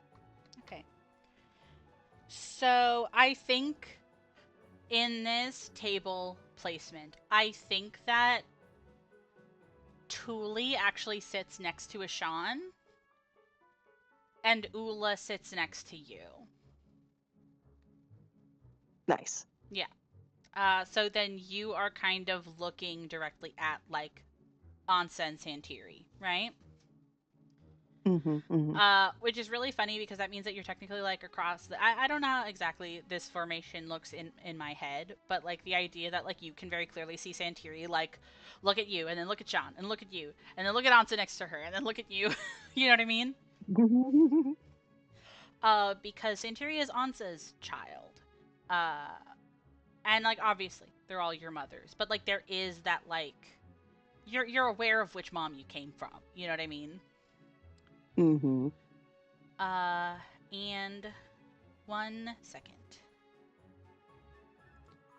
And we're back. But yeah, so you're kind of like sat at the table. You have Ula next to you. You have Ashan on the other side, and then on the other side of Ashan is Tuli. So you're really looking at Sintiri, Ansa, and Kale. Mm-hmm. Uh, I would like to ask, I think, if you're doing anything of note while you're kind of like getting settled in for dinner. Because I personally feel bad whenever I'm like just talking for like a paragraph without giving you a chance to kind Oh. of tell me what you're feeling and stuff. I think Motiva is okay. I think she's like kind of grateful that Thule is the one next to Ishan because she doesn't imagine Thule's going to be asking the most questions, but she's also like worried because now she has to stare at the people she's most worried about rather than just being able to be like, oh, I can just stare at my food actually. Yeah. I don't have to look at anybody. Uh, I think that she's like,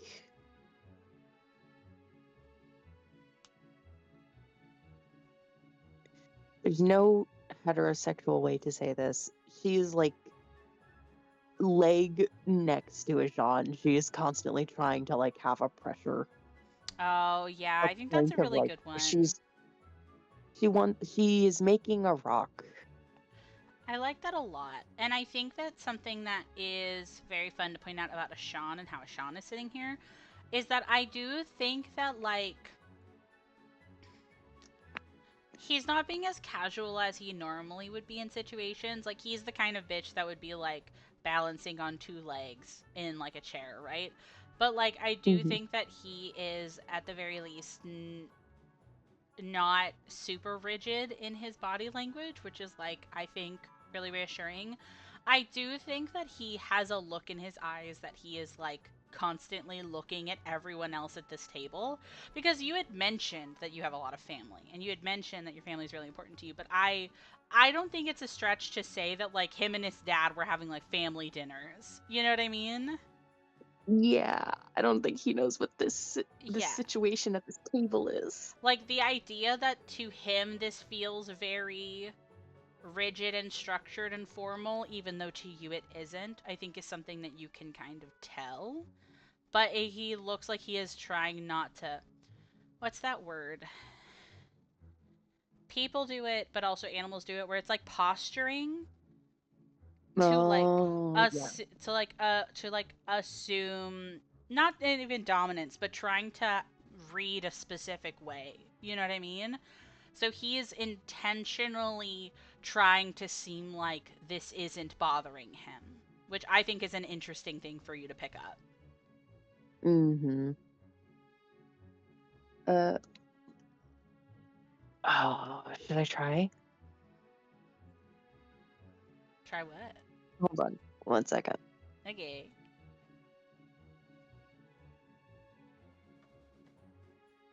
Yeah, I can do that. Motiva's gonna like cover her mouth and she's going to use message because it's only a verbal casting. Uh, Nice. and she's just gonna mumble to him that he's doing a good job. Also, thank you for being here.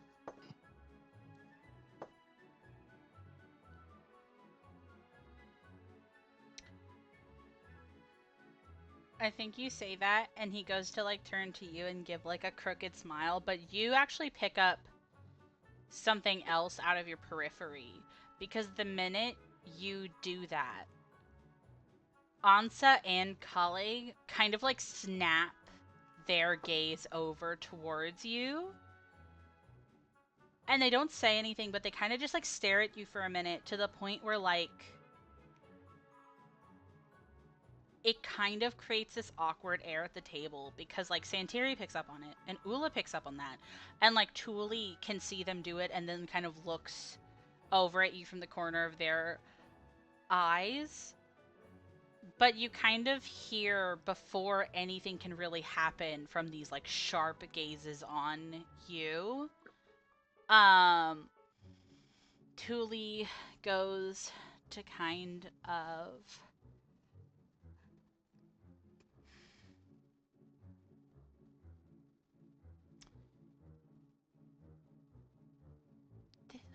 actually,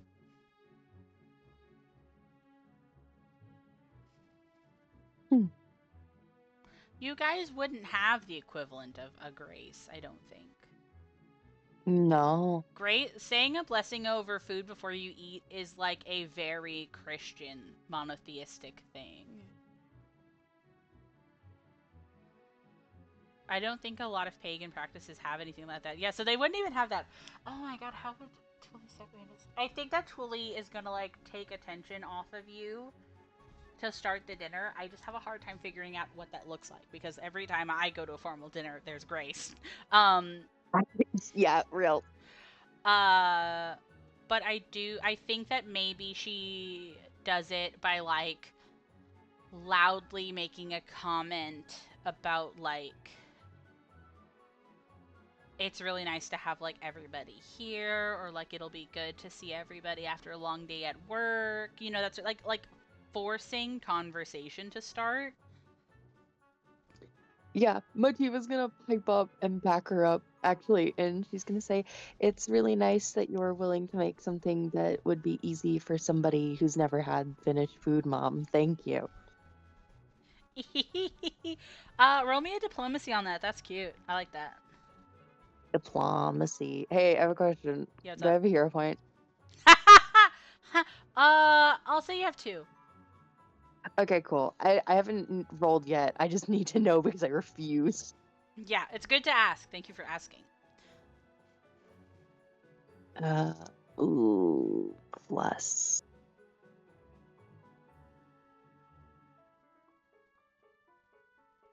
But no, that's bad for level 5. I would like to use a hero point. Okay, that's fine. You have one instead. Nice. Okay. 15 plus 13. 28? Yes. My Okay. original roll was an 8, and I was just like, oh, that's like 23. And then I was just like, no, that's very bad. Yeah, that's not very good for level 5. Okay, slay. So, okay. You go to say it, and I think it's not necessarily like you're like pleading with or persuading your mom Ansa, even though you do kind of like see her gaze kind of like she looks at Thule and then she looks back at you and that like stare is kind of like softened, right? But like this wasn't technically for you. I would almost say that this is your own kind of posturing of like trying to inject, like literally trying to relax this tension that has like cropped up. And so I think how Hmm. that looks with that success is not necessarily that like Ansa looks at you like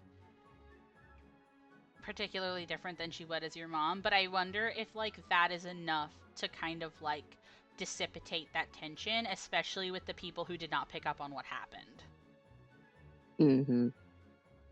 Uh, and I think that that kind of segues really easily into dinner starting. I think that like Thule is the first person to kind of like pick up the spoon and like go to like get a spoonful of soup. And I don't think that she immediately like starts shoveling it down, but I think like the it like breaks this ice that everybody is like, well, okay, I don't want to stay sit here and stare at my family during all of this. Let's have a chit chat and Hmm. have some soup. You know what I mean? Yeah, I think Motiva's gonna make her and a Sean's bowl. Oh, that's cute. And she's gonna get him some bread. Nice. I think that Ashan would like to dip bread in soup. I think that's very vibes for him. Mhm. Nice. Yes. It's good bread. It's probably legitimately homemade bread. Probably, to be fucking honest, yeah. There's probably not never been store-bought bread in your house ever. Store-bought baked goods, sure. Store-bought bread, no. Because there's probably like fluffy white bread and then also like Eastern European like dark bread. So like you always have like a nice bread in the house, you know what I mean? Nice homemade bread. It's true, it's true. So here's the fun part of the beginning of this dinner because it's not necessarily like I have an outright script for what's about to happen, but because nothing has been said about it yet, I feel like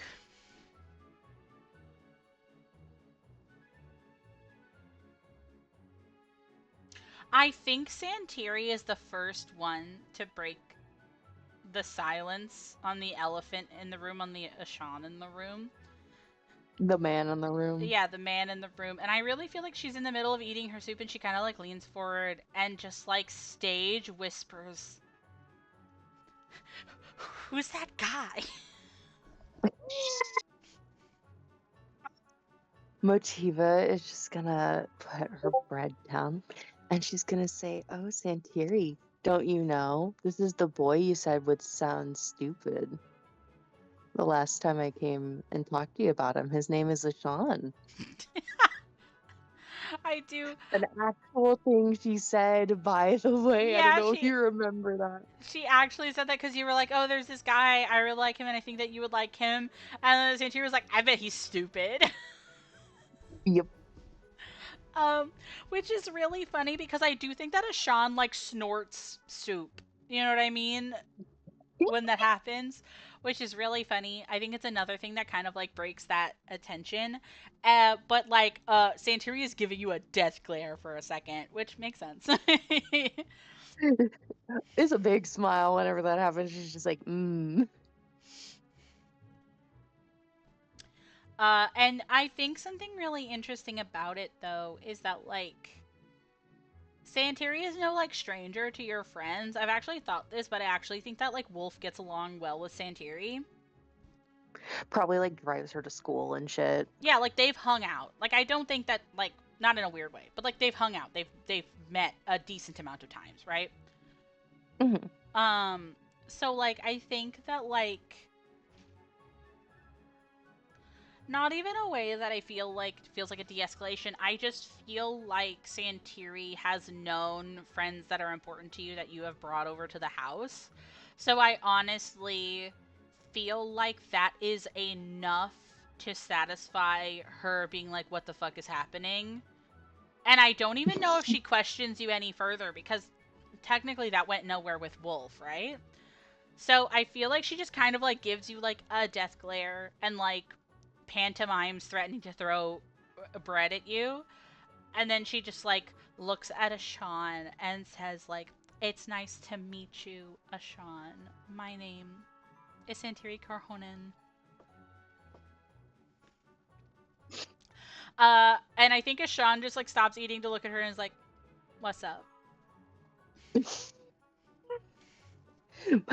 Motiva is going to say this very casually. And she says, "Oh, you're being nice to my boyfriend, but not to me."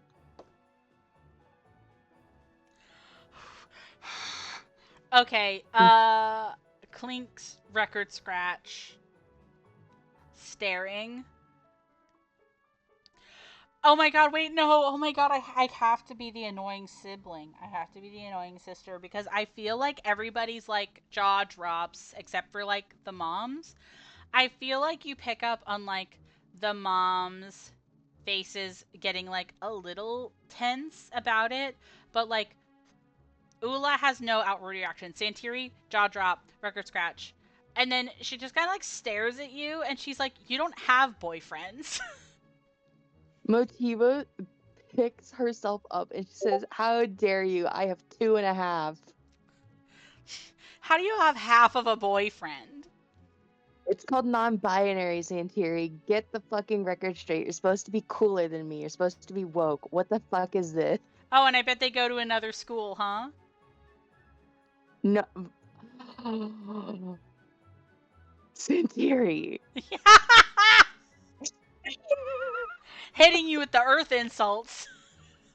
Motiva just looks down. She says, "No, they do not. No, they go to the same school that me and Ashawn go to." Hmm.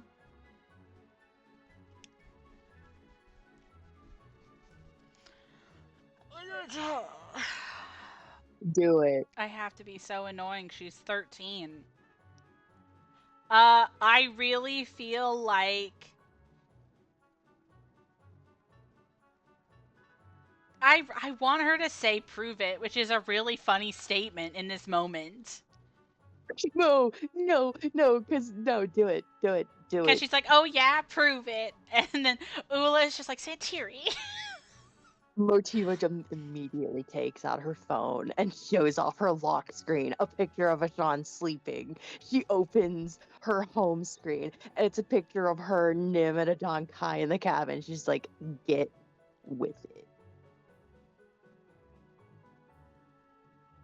This is I from Halloween last year, idiot. idiot, get dunked on, loser.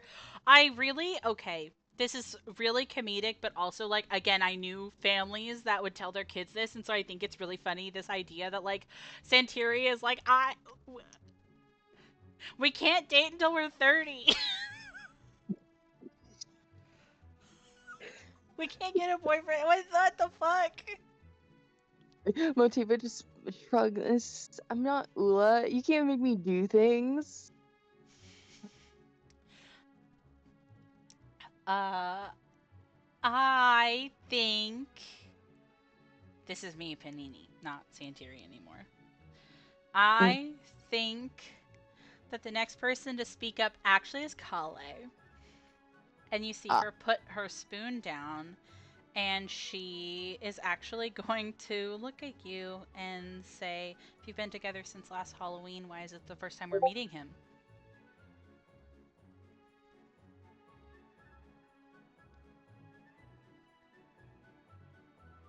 puts down spoon. Steady. Ing.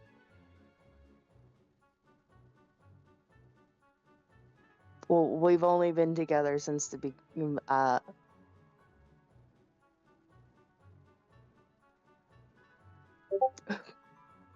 we've only been together since the beginning of my second year. We've known each other since day one, though we were in the same dorm.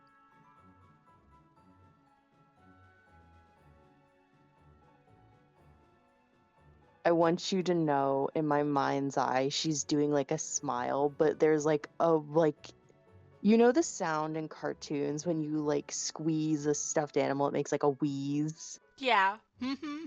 That's the sound she's making while she's smiling in my mind's eye. I want you to know that this pause as you are like talking through this is in character, and Kale is just like hands folded on the table, looking at you.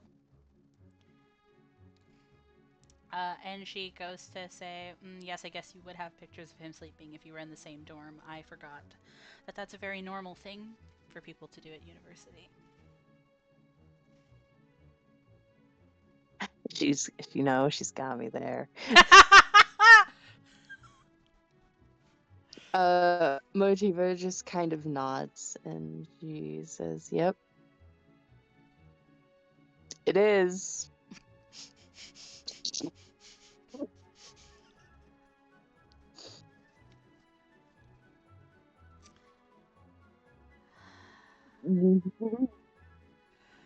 I think that you see, which is really funny because the way that this is set up to me, where I think it's Ansa Santiri and then Kale, right? So Ansa goes to like put a hand on Kale's arm, but that means that she has to kind of like reach over where Santiri is.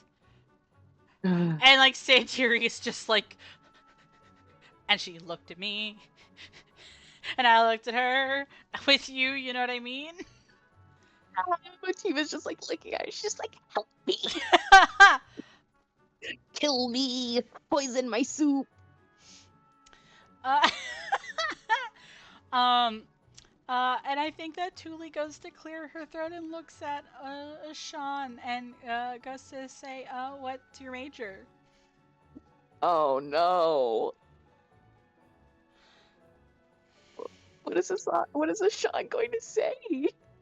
See, the really funny thing is that like obviously the structure of Strixhaven is that you don't know your major until really late, and you don't know your course of study until you're really late. Um, and so I feel, but I don't think that he would say that. I don't think he would go off into a tangent to explain Strixhaven. I think that he would just really awkwardly pause and say, "I don't know yet." And I don't think he says it like that. Sorry, I'm cringing. But he's really awkward. I don't think he knows how to impress parents, and he doesn't know how to like lie for his own fucking benefits. I just think he's like, I haven't really decided.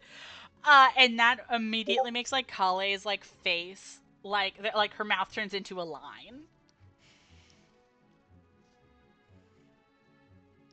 Because, and I also want Ooh. to mention that this isn't like you guys are 18-year-olds talking about this. You are a graduate of a different university, right? So for a Sean, it does sound a little bit bad, right? Us. What's your major? What's your major? Motiva is going to nod and say he's general ed for now, but he does a lot of things outside of school.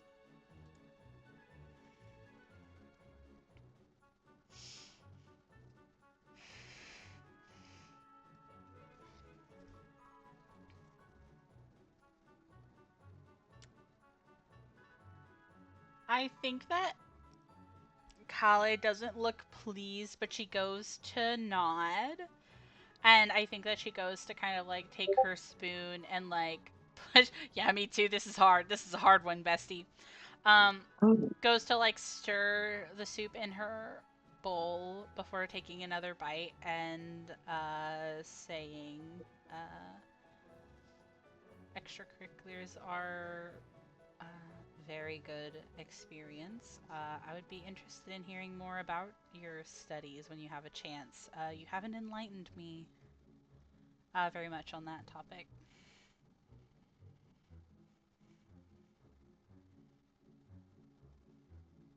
Motiva smiling, knowing Kale knows that he can't talk about magic school at the fucking dinner table. I feel like it's said with a tone. There's like a bitchiness to the tone, no offense, Kale. That like I think you think that she knows. You know what I mean? Motiva's just gonna nod. And she's going to say, well, I think you'll be interested to know that I've joined the school newspaper.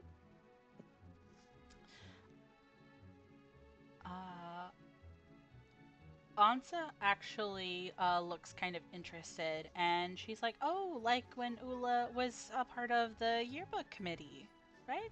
That's similar, right?" Motiva looks to Ula and she's like, yeah, these are totally the same things. You see that Ula goes to kind of like take a bit of a snort whenever you say that. A little small smile. She's not a very like expressive woman. Um, but you see that she does kind of give you a bit of a smile whenever you say that, and she kind of shrugs a shoulder and says it's a great way to get connected with the community and know who you go to school with. Yeah, it's been really nice. I've been making a lot of friends. One of my friends, Flynn, the Instagram model, Motiva trying to remember her lie, the cosplayer, Oh, yes. uh, she has gotten into more religious work, which is nice, but she also very recently, uh, oh gosh,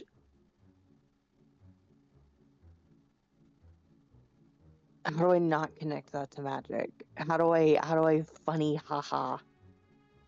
Which thing are you trying to connect funny haha? Oh gosh, what was it? No, Flynn is joining she picked up the book job, right? Yeah, she works in the library and she's a cheerleader. And Yes. there's another one, but I forgot what it was because you guys have three now Yeah. extracurriculars. Motiva's gonna say she recently is getting better at doing her cheerleading. She's actually able to lift things now, Santiri and voice, you're she's friends with working a at the library. cheerleader? I am friends with the cheerleader. She's very nice, I promise. She's not a jerk. Very obviously trying not to say jackass at the dinner table. Yeah, I heard that. Santiri, like, ugh. She shakes her head. She says, "No, no, no, no, no, no, no, no." 'Cause Sean does like circus tricks, and you'll be nice to him. Dating a clown. He sure acts like one sometimes, but so do you. So honk honk, we're in the circus. A Sean grip. I'm literally imagining, and I think it's so funny because I think it happens before he can really stop himself. That I think he like grips the back of your neck, like, oh, what the fuck did you say to me? Like you're like scruffing you, but you're a person. You know what I mean? Which is really funny because he's officially broken character with that because of like falling back into the clowning on each other and biting each other all the time. But she was just gonna look back and she's gonna laugh and she's gonna say, "What? Are you gonna say that you're not an acrobat, Mr. Climbs Lot?"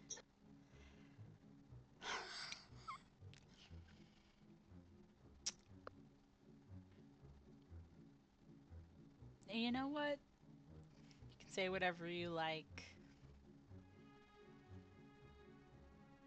You don't want to impress a 13-year-old? That's very hard to do, I'll have you know.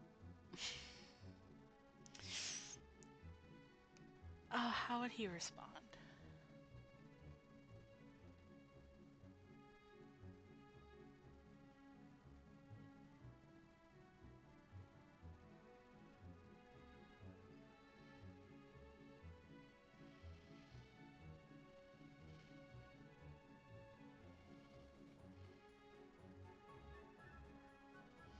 I think that Ashan is going to say being a rock climber and an acrobat are different things. And also, I don't need to impress a 13-year-old. 1 second.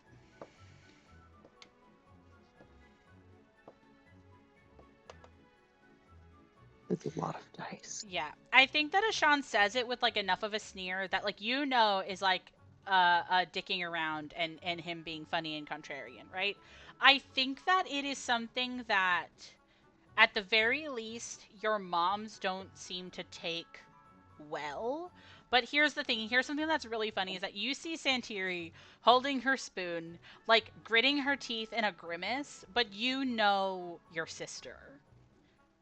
Unfortunately, you also had the same pitfall when you were younger of if somebody's like, I don't need anybody to think I'm cool. I'm not going to fucking impress you. I'm not going to jump through hoops. That is cool. Unfortunately, Santiri does think Ashan is cool right now. That's But it's annoying. You know what I mean? Motiva does the hole in one motion. She like just you got one. Uh and she just nods and she says, I know rock climbing is very different, but it is still very impressive. Thank you. I can't I can't do that. I know. Uh mm, I'm sorry. was that erotic? That was out of character. Me, I'm like 2 seconds away from scream laughing this entire conversation. Yeah, Motiva's just gonna like nod and she's gonna look to Santiri and says, if you would like, I'm sure there'll be a rock climbing thing or whatever for getting a stuffed animal or something. Just make this dude get it for you.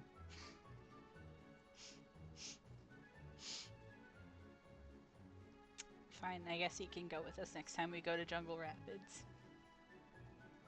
Nice. This is a North Carolina amusement park reference. Jungle Rapids is an arcade and water park place, but it has 2 rock climbing walls. Nice.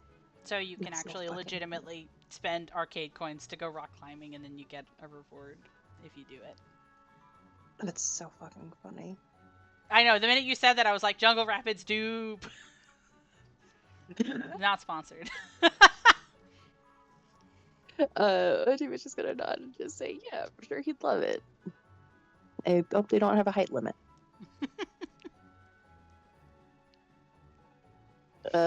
She like clinks her spoon. She says, "Okay, what's the other questions? There's a boy in the house. I know people want to talk." See, I do think that there are a lot of questions that they would ask. I have never been a protective parent, right? So, like, I think a lot of it is. I think that that opens the floor to a lot of like rapid fire questioning that Ashan takes to varying degrees well or annoyed, right? But it's a lot of unfortunately very reductive questions. It's like a what do you do? What are you good at? I know you don't have like a major, but like you have to know what you're interested in at least, or like what do you do in your free time? You know what I mean? What clubs are you in? Because you just said that he was into extracurriculars. Mm-hmm. Um, this, that, and the other. And it's really interesting because like a lot of these questions are asked, but you can tell that there's like deeper questions that your mothers want to ask that they actually realize being at dinner with the sisters kind of get in the way of them being able to ask. Eh. You know what I mean? And they're not like frustrated with it, but you can kind of tell that like these are very surface level questions that don't seem to fully satisfy your mothers, right? Mm-hmm. But I think something that comes up through that is eventually into this dinner, your sisters kind of are more quiet, right? But you hear Ula next to you kind of give this sort of like quiet cough. Um, and everybody kind of like looks over at her. And she says, we don't have to keep interrogating him. Uh, I think it's very nice getting to hear some news about what's going on with my sister. And she goes to like look at you, Motiva, and you don't spend a lot of time with Ula anymore. I feel like a lot more of your connectiveness with her was actually before you went to school, right? Mhm. A lot of your disagreements with her are unfortunately similar disagreements that you have had with Kale.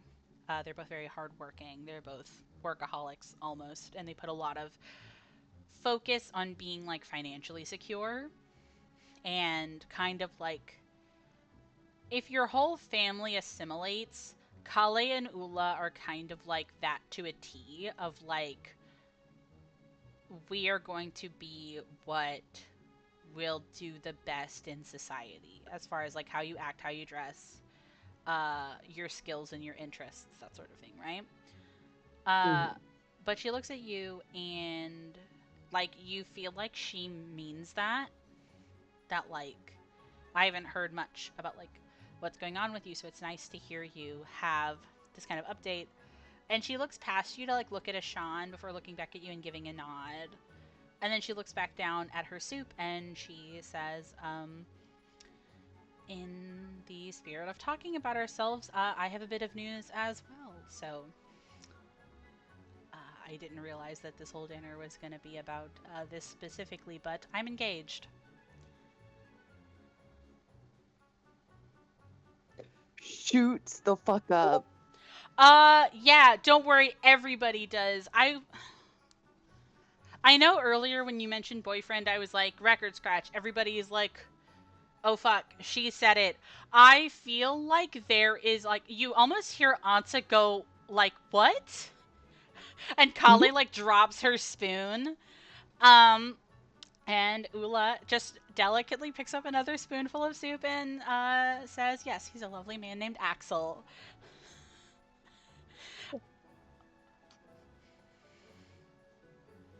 Rebellion! Rebellion! Rebellion! Disrespect your surroundings! Da-da, da-da. Motiva just starts like jumping and she's just like, yeah!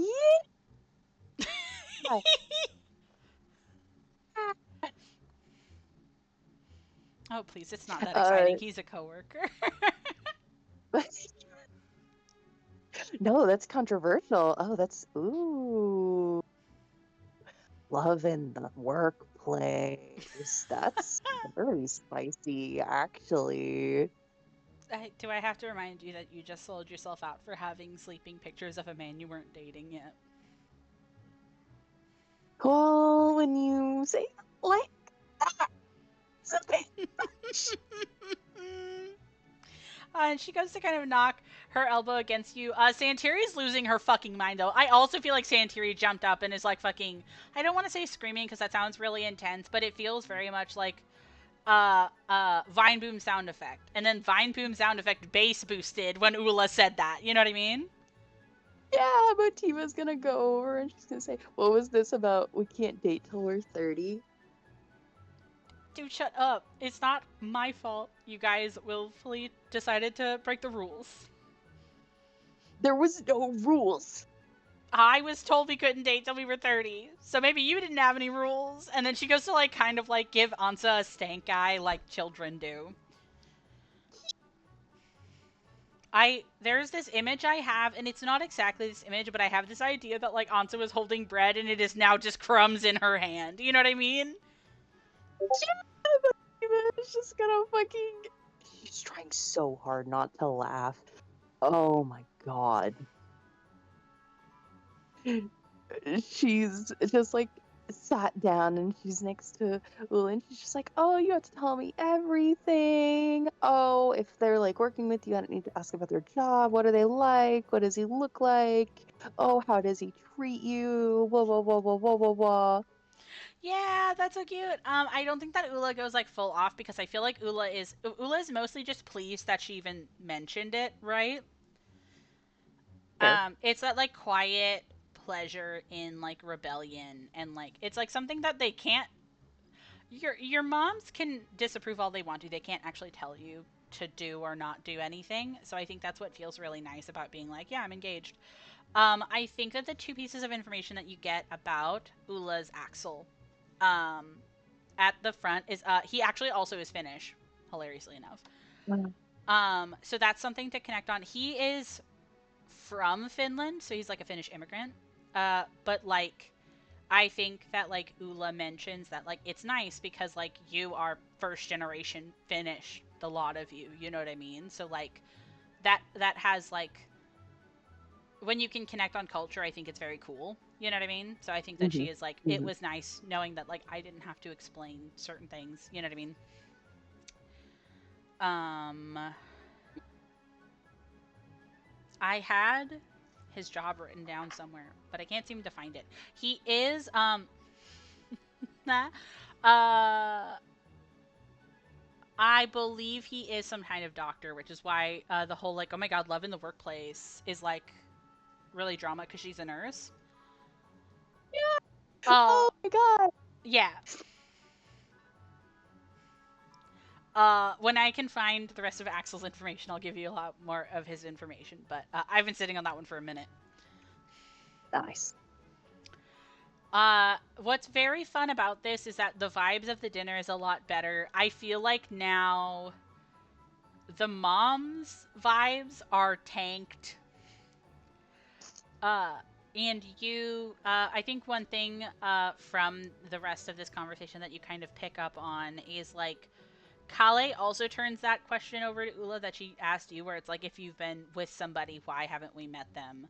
And it's a bit more annoyed this time because now it's happened twice, right? Now it's two Hmm. people in this house have been lying and hiding stuff, right?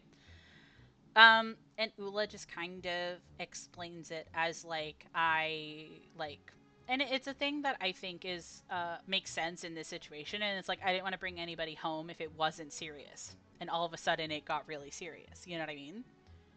Hmm. And I think that that is honestly like an explanation that like I don't think any of them can argue about, right? Because if we had to do this song and dance every time you dated somebody, it would be kind of intense. Yeah, it would be too much Yeah, in and this fucking shut-in house. yeah, 100%. Uh, yeah. That's all I had written down for the dinner. If you have anything of particular note you want to like do or ask before dinner is done, feel free to tell me. Oh, I think Motiva is going to catch her moms whenever her sisters are gone, and she's going to explain that none of her partners are human. Okay, swag. I think that that makes sense. I think that like hold on, because I think each mom feels differently about it. So obviously you met all of them at Strixhaven. Do you mention that basically? Oh wait, no, yeah, because only Nim is well, Nim and Ashan now are magical. Adonkai is mostly non-magical, Mhm. but they're all not human. I think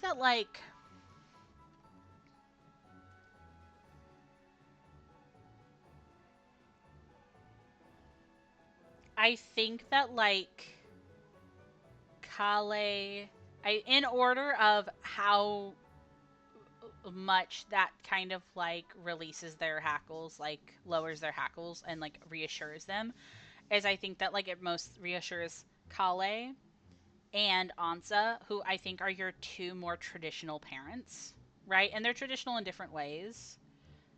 Um, but I think that they're your more traditional parents, and so I think that that is something that like does reassure them in a way that they can't be reassured with Ula.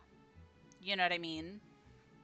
Mhm. And that's kind of an unspoken thing, but like I think that that sits with you is that even though this is a really happy moment, I feel like your parents being upset with her about it, I think does have roots and stuff that's hard for them to get past.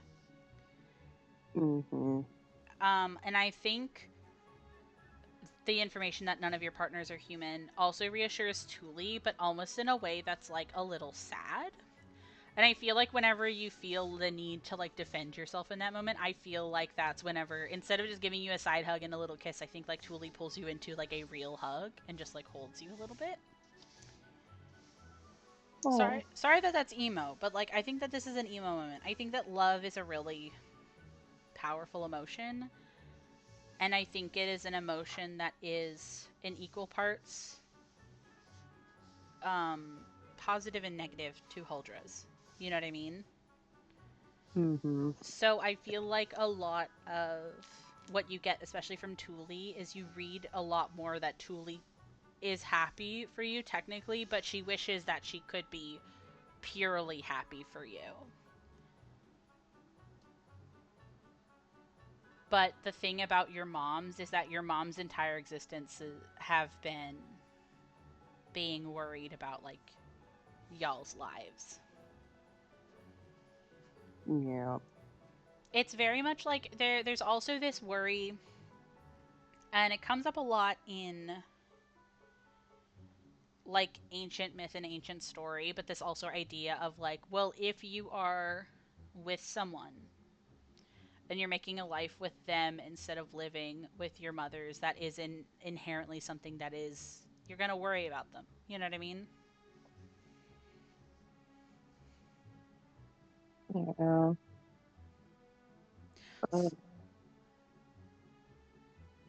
Because now I'm just thinking about how, like, the second her sisters are gone, Motiva just being able to be like, oh, I can actually explain Ashan's school. Yeah, He's in the school for like archaeology and like history. He just you literally don't get a major. And yeah, her like explaining like Kai is also there and explaining that he did graduate and has a major, but it's like it's more of an epitaph than a major in yeah. our terms. And you also can't mention Kai's major to like your sisters because it's crypto relicology. It's magic item studies. You know what I mean? Mm-hmm. Or like you could explain even like I imagine this also comes up when talking to Ashan because since you can talk about magic the minute they're gone, like Ashan sounds like he can't do a lot until you bring in the element of like magic because like a lot of his skill comes from of course his like rock climbing and his survival but also his lithomancy. That's the thing. So Even like go ahead. no good. No good. So like that's kind of the thing that I think is really interesting, and I think that's something that's going to come up a lot. I think whenever you're talking about your partners in your relationship around your sisters and around average humans, like if you talk to your bandmates, this will be an issue too. Um, it's going to be really hard to be like, yeah, Nim's a doctor, and it's like, okay, what kind of doctor? And it's like every doctor. Every doctor ever. Pharmacist? No, Question mark. because I was gonna be like, oh, my partners are checks notes, zoologist, crypto, doctor. Yeah. What kind doctor? Apothecary doctor. Yeah. A pharmacy. Big Pharmacist. chemist. You know what I mean? So I definitely think that that's the thing. And like, sorry that a lot of this talk is like above table technically instead of like word for word, but I think that it's like I honestly think they would talk to you like into the night about this stuff. You know what I mean? And like a lot of it isn't. There's this thing that you pick up on really quickly into this moment where it starts becoming less and less of asking Ashan questions, and it's more and more like it's always about you. It's always focused on like you, right? And it goes back to that thing we were talking about earlier where like nobody would ever be good enough because they're worried that any kind of relationship could end poorly, especially when you're different things. You know what I mean? You're an entirely different being. You know what I mean? Mm-hmm. And I think that a lot of them are reassured that like at least they're not humans and like they can't really conceptualize what the difference between like a human and an elf and an Oriad and a core, but like it's still not the same as like an earth human and a Huldra falling in love. You know what I mean? Not the stories of fucking old. Yeah, it's all they can really do is hope that it'll be different, especially because like they are all from because all three of your partners are Arcavian. Technically, all four of them are Arcavian. The fact that they come from a place suffused with magic means that there doesn't have to be a divide between magical creatures and humans. And I think that that's kind of like the thing that they focus on. And this is going to sound dramatic. And so I want you to tell me if you think that Motiva would hate it or if Motiva would fight against it. But like narratively, whenever like people are about to like get married and then like there's like scenes and stories where like a mother sits down like with a daughter and like talks entirely about like what everything could mean in the long term, if there's a difference in class, if there's a difference in background, if there's a difference in uh, culture even. I don't know how to describe it, but I feel like a lot of this is almost like talking to you as if you are going off to be married. Oh um my god. and it's not because they think that you're about to, but it's like That's just how serious it is to them. you have to be prepared, I think, and they want to make sure that you're prepared, especially because like you live full time away from them. Mm-hmm. And it's less like the talk physically, but it's like the talk of like, I even think it's the talk of lifespan. I'm not gonna lie. I think it's like I think it is like trying to prepare you for the idea of being with somebody who's mortal in the long term. You know, Oh man. that's how it feels like to me. Again, I'm sorry if that's dramatic, and I'm sorry if that doesn't make a lot of sense. It's hard for me to articulate it in exact words.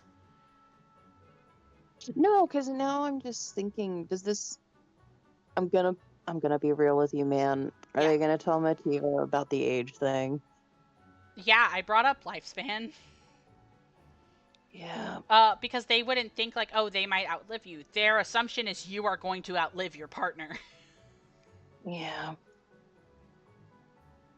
Oh man.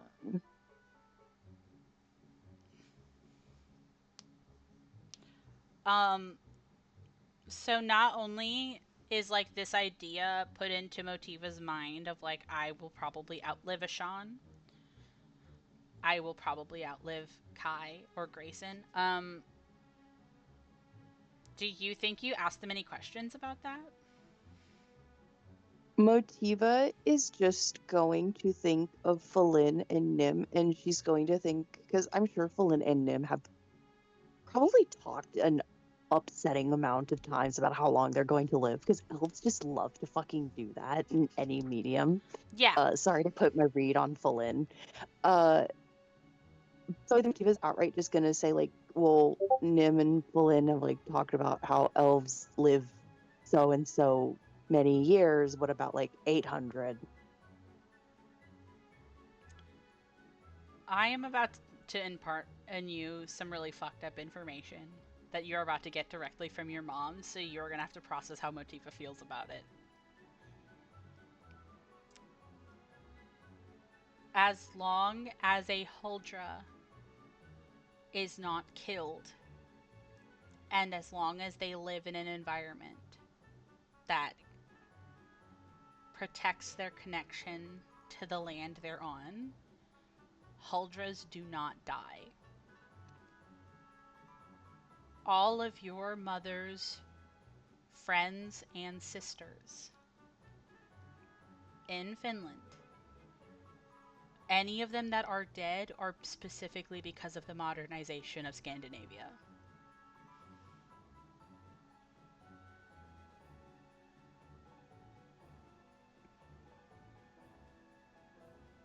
And it is because there were no more safe places for them. And that is why they live so differently than they used to.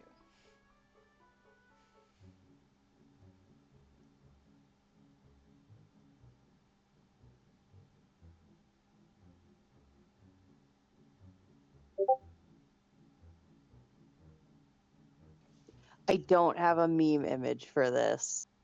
Man. Man. Is it showing here? Conversation? I don't think so, actually. I don't want to say that they kick him out. I feel God. like whenever like you start having the more serious conversations like this, I feel like whenever I started talking about like, oh, it's like preparing them for going off and like living a romantic life as like a married woman, I do feel legitimately like it would be like they wanted to talk to their daughter alone. So I actually think that it's probably fucking Santiri and Ashan skipping stones in the backyard. You know what I mean? Oh God, that's like the cutaway that we see while they're talking about this in the fucking show. Like Ah, like you hear that information and then you just see like Ashan bonding with your younger sister. You know what I mean? While the heaviness kind of like sits in the air and then the credits roll. That's what this is right now. no, because Motiva's just gonna look to them and she's just gonna say what's gonna happen to Santiri and Ula.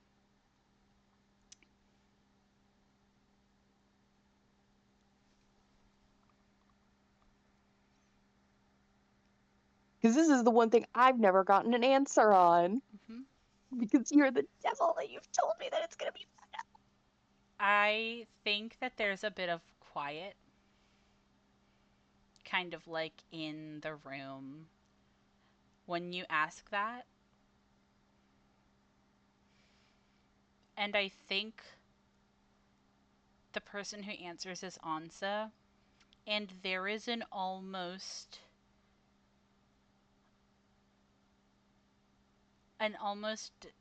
dissonant and upsetting amount of like softness and kindness when she tells you this. I feel like she leans forward and puts a hand on your knee. And I think that she looks at you and she says point blank, if we did everything right, they will have a human lifespan.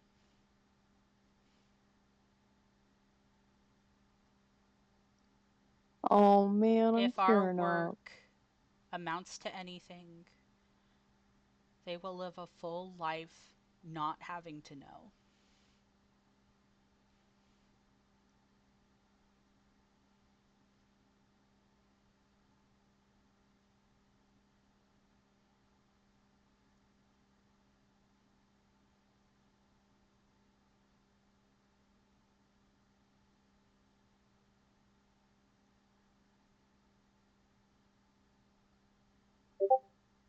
Man. Dude. Yeah. Oh, fuck. No.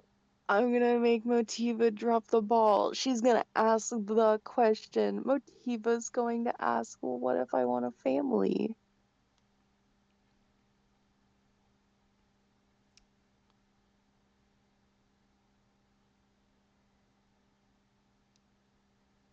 What if I want kids? Do they just go?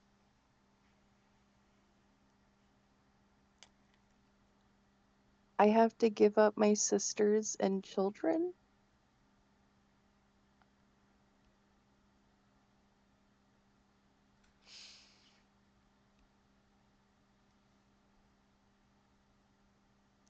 I think that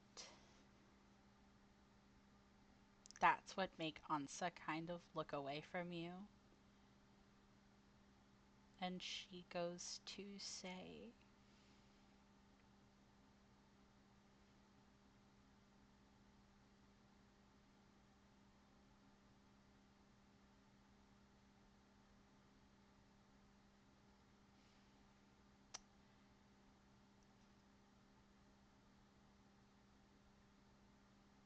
are you saying you want your children to be Huldra and live the same life as you, or are you saying you want them to not be?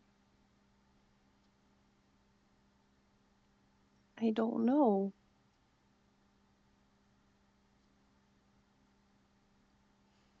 What's the answer to either?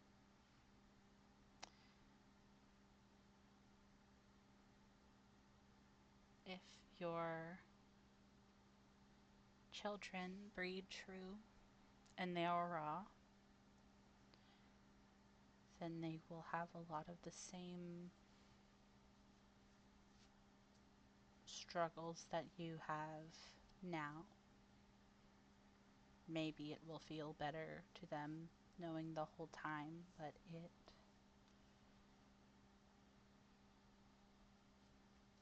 was not something that helped us. But then you would not outlive them if you were lucky.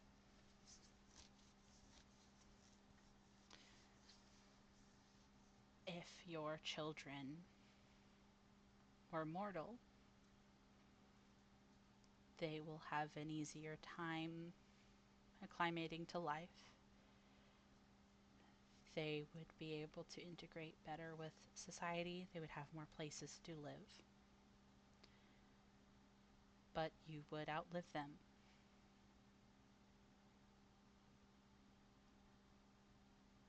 At least by natural definition.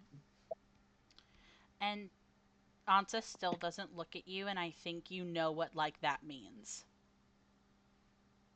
That you would outlive them in less extenuating circumstances, or you decided not to.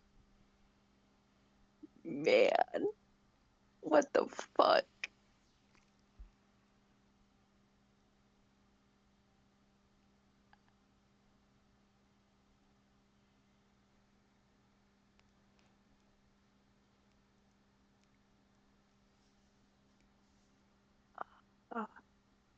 Ah, ah, ah. Ah, indeed. Do you think? Motiva's gonna continue this conversation for a bit. I think she's going to respectfully inform them that she can make a magic cabin a bit a ways from the house that Mm-hmm. will house all of her friends so they don't have to house everybody. Mm-hmm. Uh, she'll inform them, of course, of the limits of Cozy Cabin because it's Cozy Cabin. Yeah. And then she's going to give them all a hug, going to give them a kiss, going to say that she loves them. They all say that they love you Mm. back. I know they do. Like, she says she loves them, and then she's gonna go out to the pond with Ashawn, and she's gonna talk with Santiri and Ashawn because she doesn't know at this point how much time she has left with either. Yeah. Like, You kind of have this moment where you go out with your younger sister and the man that you love.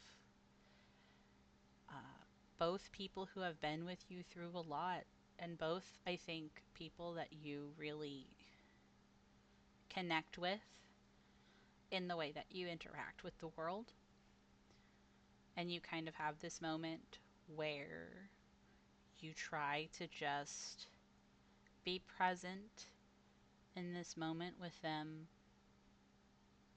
But every time you see a stone fall into the pond and you see the ripples and how it affects the fish and the edge of the pond and the gentle water reeds that you remember planting 2 summers ago,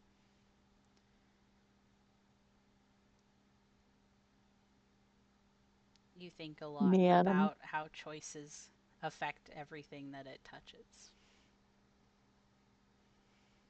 uh, And I'm going to end the session there. okay. Okay. See you guys on Friday.